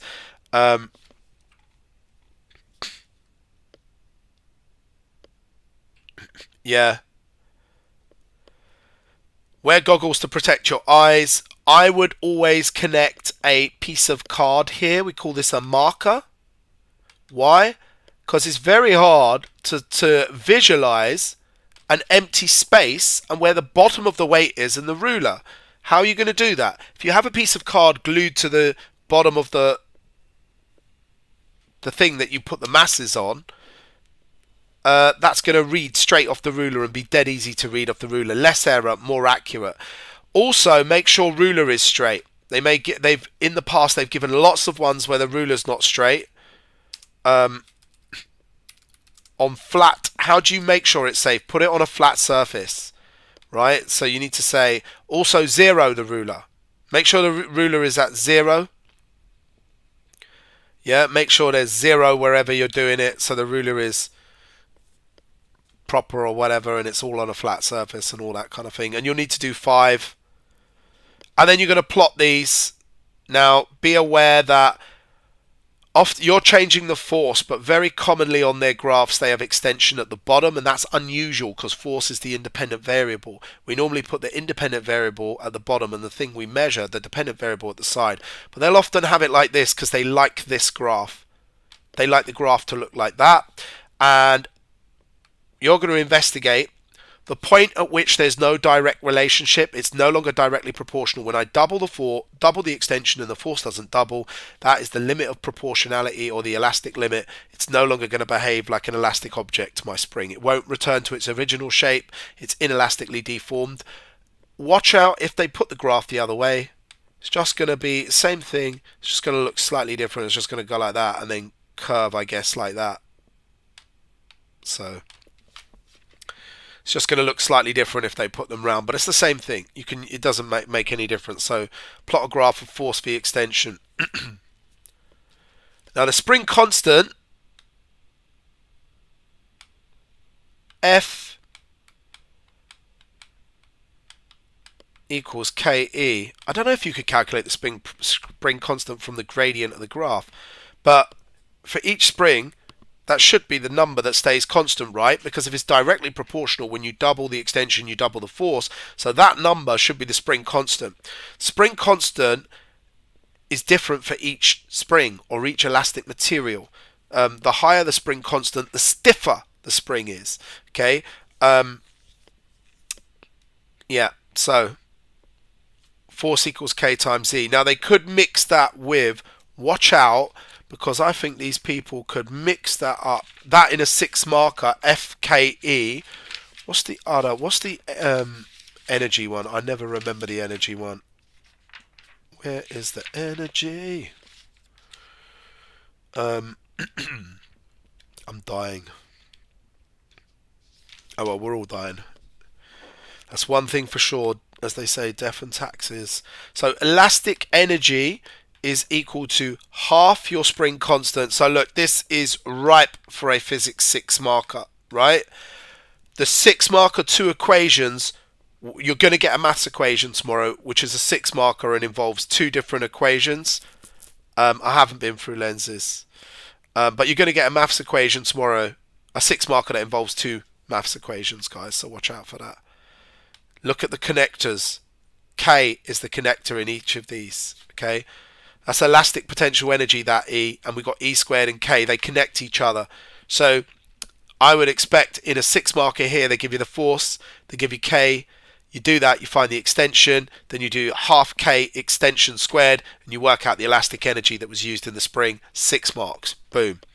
So you're going to have connections and letters that aren't connected. The K and the E are connected, so most likely they're going to give us the F and one of the connected letters like the K, and then the E appears in both equations and the K, so we could be finding K or we could be finding E, and once we've found it, that's the missing one to go into the second equation and rearrange it to find that. Okay, so to find like the elastic energy or whatever. So in any 6 marker where they've given you equations, the 2 equations will be connected by letters, which by symbols, which you should be able to work out. Right, I need to calculate that, then I can use that in the second equation, and that's how you get your 6 marks. There'll be some conversions, they'll all be on the equation sheet.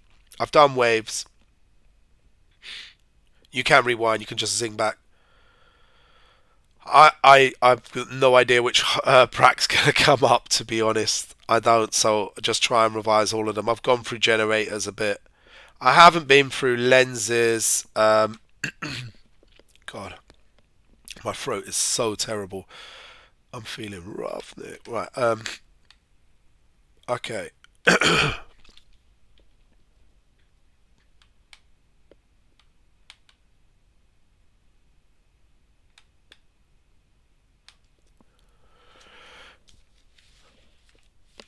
Let's go through a little bit of lens. Let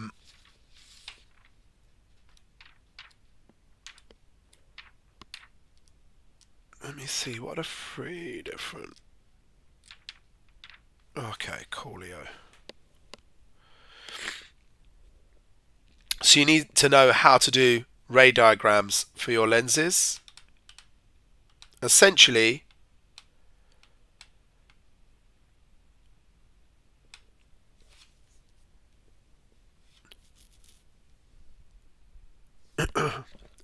yeah.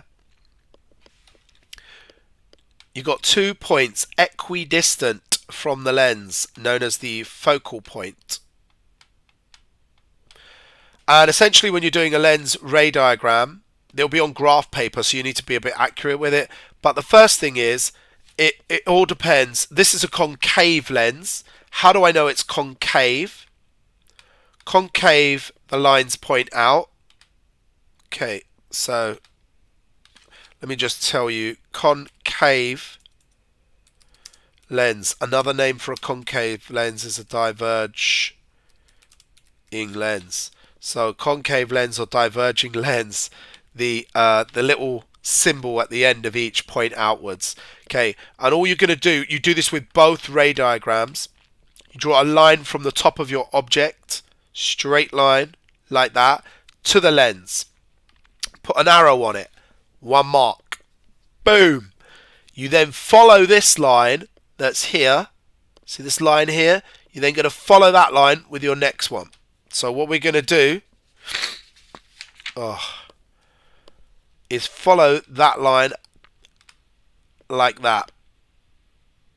And it's diverge. Diverge means splitting, right? It's diverging.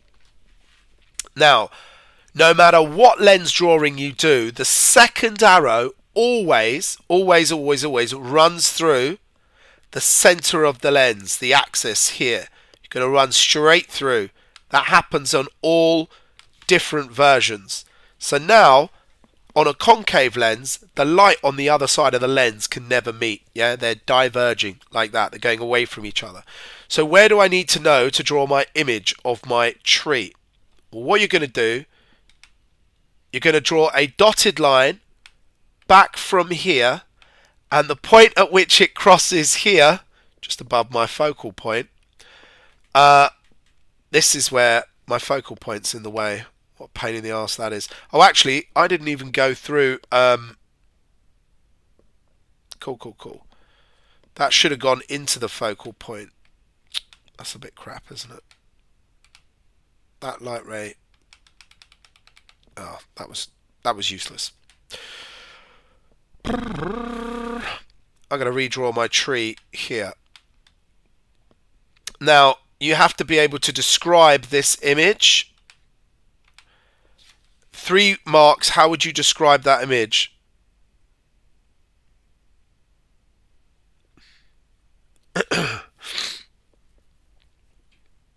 Anyone know how you describe that crappy little blue tree I've drawn? Awesome. Is a Dean 21. That is all absolutely right. You can say smaller, upright. and virtual. Virtual and diminished, yeah. And upright. Upright. So there's 3 marks for this. Diminished means smaller. Upright is the correct way up. And virtual. Awesome. If the lines had crossed below the kind of... what do they call the line? It's not the normal line. What's that line called again?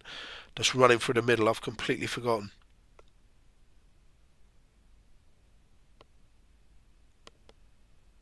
Yeah. You guys are right. Diminished, and it's upright, and it's principal axis. Thanks. Right, and it's virtual.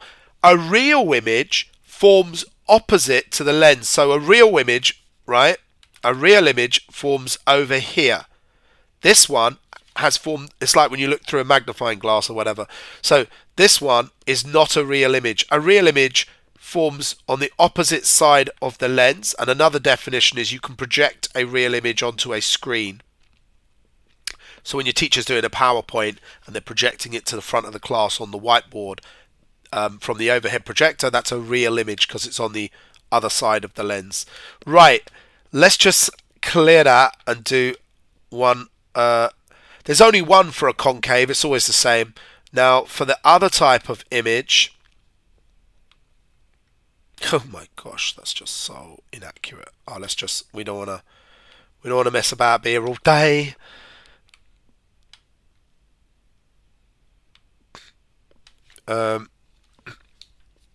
One second.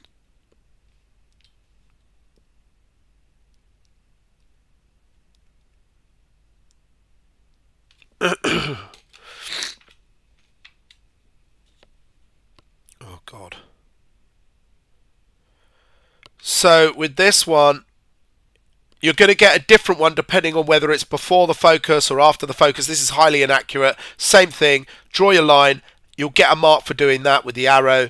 Then this one, draw down through the focus, like that, through the focus. And then your next line, draw through the center of the axis where the lens and that meet. Keep going with both lines until they cross.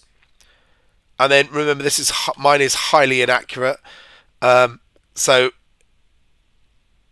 I mean, it looks pretty much the same size. So I would say same size. This one is inverted or upside down. Yeah. And it's a real image because it's on the right hand side of the lens. Obviously, it helps if you do these. Yeah, no problem. And then one more.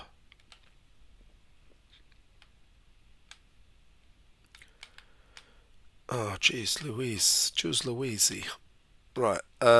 If I move that tree really close by, right, and there's the focal point, so it's really close. I'm going here with my arrow, then I'm going through the focal point or missing it completely because I'm a twit. And then the next one goes through here. Look what happens here. The light rays can never meet. So even though this is a convex lens or a converging lens, and I know that by this, the arrowhead like that, follow the arrowhead down, these two can never meet. What you do, you draw a dotted line down and you redraw your tree here, and it's diminished, upright and virtual. If I move that tree way back over here, this is going to look too messy, but if I move my tree way back over here, you know, I'll get a different result, I guess. Look, you get a different result. So just draw that there. Straight, miss the focal point by 10 miles. Don't miss the focal point. And then I've missed all. Yeah, that's just disgusting. Yeah, but yeah, this would be magnified. Upside down, magnified. So there's different things you can come up with. You can't really get it wrong as long as you keep your arrows on. You do the first line parallel to the principal axis, then down through the focal point and keep going. And then the second line, no matter whether it's convex or concave, you can call it diverging or converging, as long as the second arrow line goes through the center of the lens and goes on, you can't really get it wrong. If they don't meet, you follow it back with a dotted line and draw your image there. And your description is worth 3 marks. Magnetism is a very, very, yeah, it could be.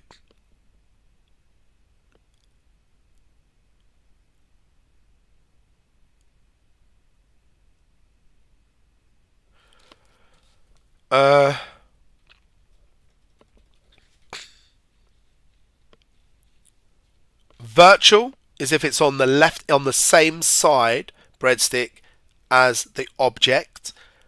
Real is if it's on the opposite side of the lens to the object. And you can say an image is real if it can be projected onto a screen.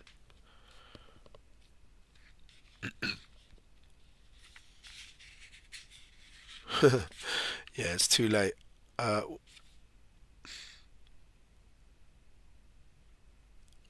Virtual is an image that forms on the same side as the object.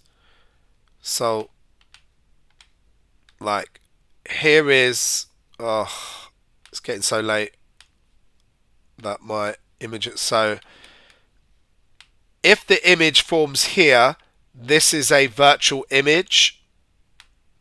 This would be a real image. That's real, that's virtual.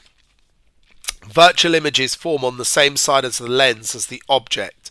This is the object. Done alternators and dynamos. Inverted, upside down. Hey, don't try to get complicated. You can say small for diminished. You can say bigger for magnified. You can say upside down or right way up. So yeah, upside down or inverted.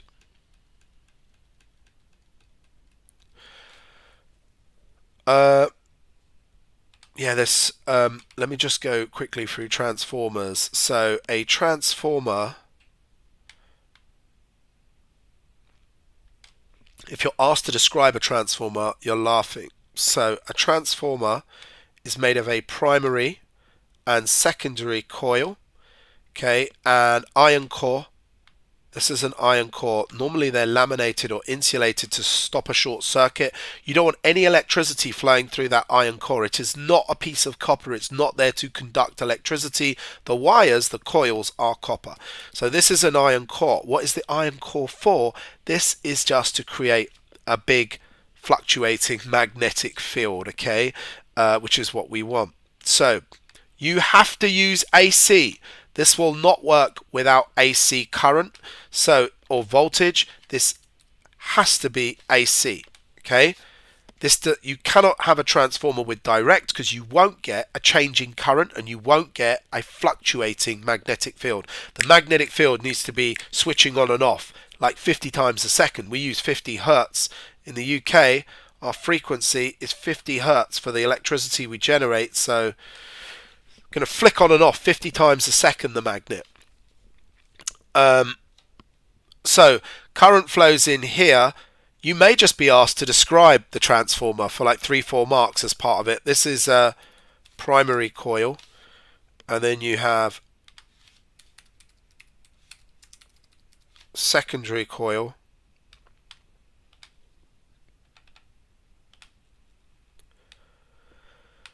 What's going to happen, remember, you're going to, in the primary coil, when you click on the whatever, current's going to flow into that primary coil and create a magnetic field. The iron core is going to create a fluctuating magnetic field, and that is going to then be cut by this magnetic field that's appearing is going to be cut by this one, so you've got really a bit of the generator effect, but we don't say that, and that's going to create current in the secondary coil.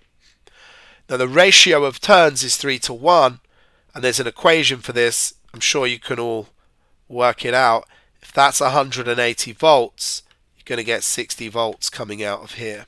Okay, so that's a step down transformer when there's more turns on the primary than the secondary. So if you're asked for a definition of a step, if you're asked for explanation to a step down, there's more turns of wire on the primary coil than turns of wire on the secondary coil. You have an iron core, an alternating voltage, an alternating current, which induces an alternating voltage in the secondary core, and the ratio of the turns decides the voltage. Now if my voltage goes down, my current goes up. So just remember that voltage, they're 100% efficient. Yes, that's right, ProCab. The AC current induces an alternating magnetic field. Yeah.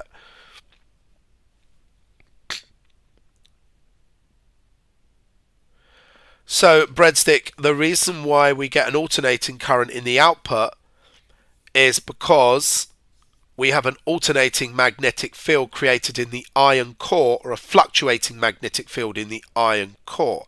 Okay, this means the field lines, the magnetic field is fluctuating and the field lines are being cut. In the secondary coil, you always get an alternating current in that situation. So you've got a fluctuating magnetic field or an alternating magnetic field. You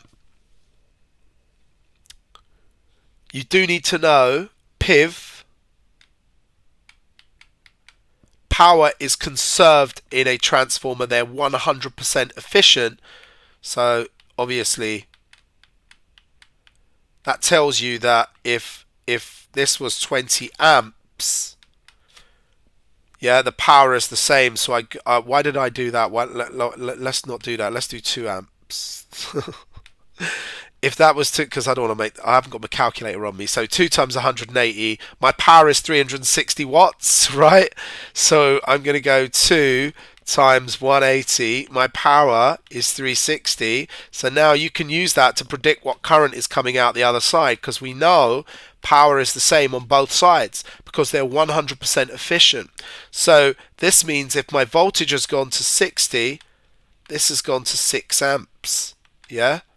So although my voltage has decreased, my amps have increased. So these will come up in questions with your mobile phone. There's a transformer in your mobile phone charger. So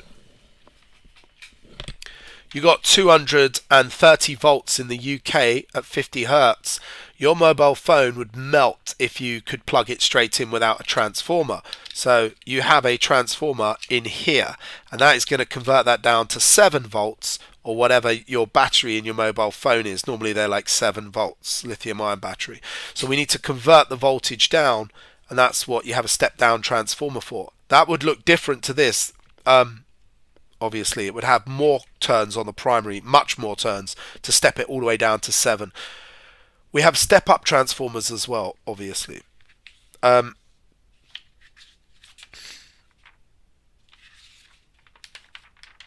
you don't have to know about loudspeaker, Gabriella. You're cool with that. I did loudspeaker a little bit back. The loudspeaker is yeah, so for the loudspeaker you get an alternating current is the only difference between the motor effect, really. You're going to say the same answers as the motor effect. So you're thinking motor effect, motor means movement, that's the end result. So what you say is there's current in the coil, okay, but it's alternating current in a loudspeaker, and that's really key because that then creates an alternating magnetic field around the coil that interacts with the permanent magnet, creating like a force that is reversing, a force that is changing direction, and that means your paper cone changes direction, moving in and out, creating a sound wave. And the sound wave will be at the same frequency as the alternating current you used. So if you want a really high-pitched sound, or something, you would need in your speaker a very high frequency current. Okay, you're going to get the sound wave of the same frequency as the current that went in. But loudspeakers might not come up. Yeah, P1 times V1. Yeah, yeah. You also need to know the number of turns, the equation for working out the number of turns, because they'll probably give you something like 1,300 turns on the primary coil, 250 turns on the secondary coil. So it won't be as easy to ratio and do that in your head. So I can't remember the equation. Who knows the equation for transformers in the triple? It is oh, it's right here. Oh yeah, VP. So primary voltage over secondary voltage equals the number of primary turns over the number of secondary turns, and then you can use that to calculate that. Yeah, cool.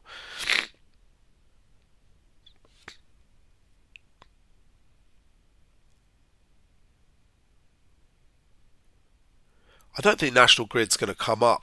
It might do in your syllabus. National Grid efficiency is improved with the National Grid by transmitting electricity at a high voltage, and as you can see, power is voltage times current.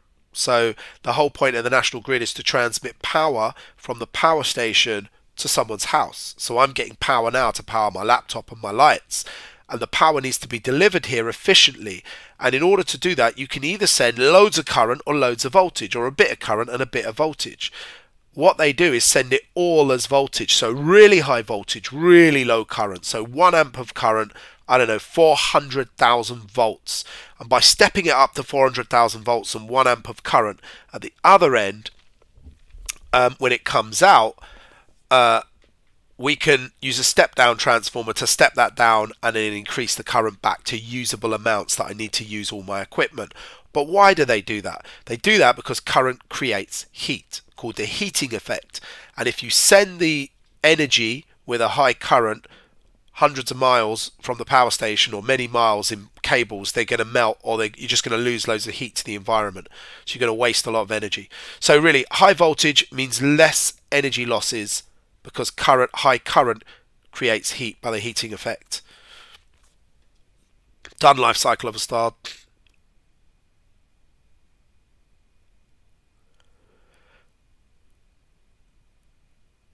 Yeah, I think I'm going to duck.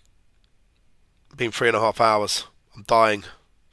I've got this cold or hay. I don't know. It started off as hay fever really bad, and then it's like developed into a cold or something. I don't want to complain about the sun because it's nice.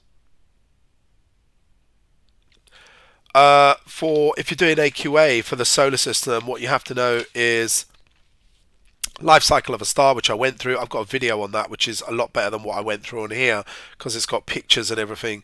It's only about 7 minutes.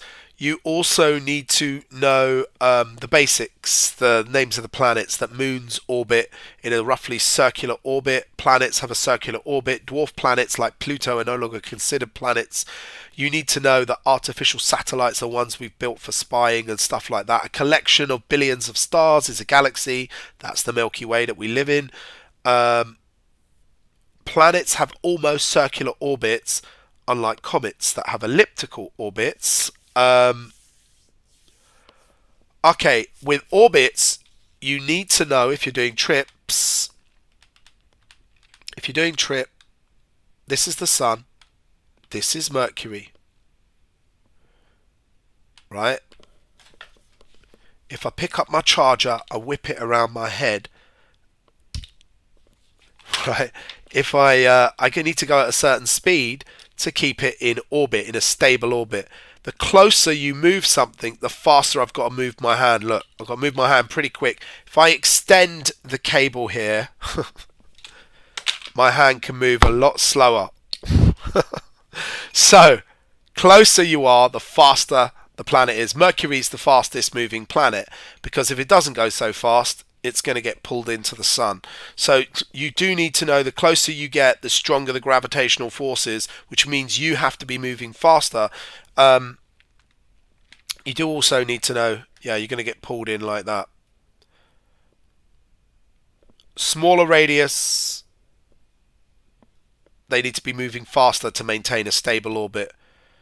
You have a larger radius, like the Earth or whoever else, we can be moving a bit slower. So yeah, a couple of other things. You do a weird and effed up one. They like to centripetal force is gravity. Centripetal force, or pedal force, whatever it's called, pedal force. Centripetal force is the force that pulls an orbiting object to the center of a circle. So be that Lewis Hamilton going around a racetrack in a circle, the centripetal force is friction. Be that me swinging my phone charger around my head like a complete dipstick, right? That is tension. created by this. In the solar system, you're not dealing with tension or friction to keep something moving in a circle. You're dealing with gravity. So the centripetal force is gravity, and it always pulls to the center of a circle. Now, something that's a bit difficult with orbits and gravity, and it's so late, but what are we going to do? Right, here's the Earth, here's our moon. You could be asked a real messed up question, right? And acceleration is always going to be, it's caused by gravity and always going to the center of the circle. However, the velocity is always at right angles to the acceleration, or to the centripetal force, which is gravity, which is the acceleration of 9.8. Gravity is also considered acceleration as well as a force. So the centripetal force is gravity pulling toward the moon towards us, but it's also moving at a right angle like that. That's why it curves round. It's actually falling towards us all the time. You may be asked a really messed up question, which is this question. How is the moon? It won't be in such bad English, but it's late. How does the moon have constant speed but is accelerating towards Earth?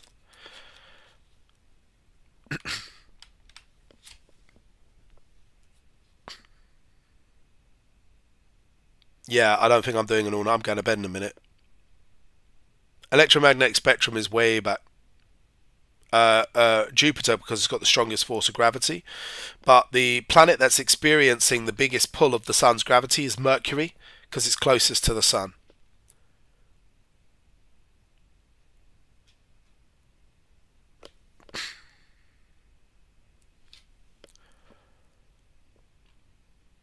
I don't think so. I don't know what spec. Someone's asking about centripetal. Anyway. Right. If you're asked about how can something not be changing speed but be accelerating, when acceleration, guys, remember acceleration is equal to change in speed over time. But if this is not changing speed, how the bloody is it accelerating? Well, it's to do with the direction, Izzadeen. Absolutely. So because it's moving in a circle, it is changing direction. And we say, therefore, it's changing velocity, because velocity is vector. So we say velocity is a vector, has direction.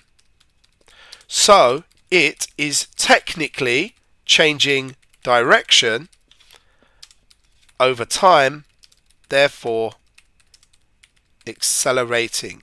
And we would also put here, however, speed is scalar and not interested in direction, so we can say it's moving at the same speed. So it's only technical stuff, but yeah, they love to ask that one. So can you explain how it can be at the same speed but it still be accelerating? And then you say, well, speed is scalar, the speed isn't changing, but the direction, because it's moving in a circle, is changing. Velocity is a vector, so technically that's why it's accelerating. Acceleration always acts at a right angle. Anyway, I think I'm going to bed. I'm tired. Yeah, gravity makes the moon stay in orbit. Velocity changes because the moon is changing direction, or any orbiting object is changing its velocity. If I turn my chair around, I'm changing my velocity. Even my speed is the same, so my speed can be the same speed, but my velocity is changing, therefore I'm accelerating.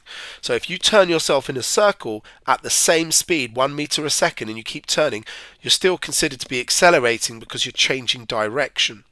So and the change in velocity over time is acceleration. So watch out for that. Yeah, I'm going to bed. Take care, guys. I'm off. It's getting towards midnight.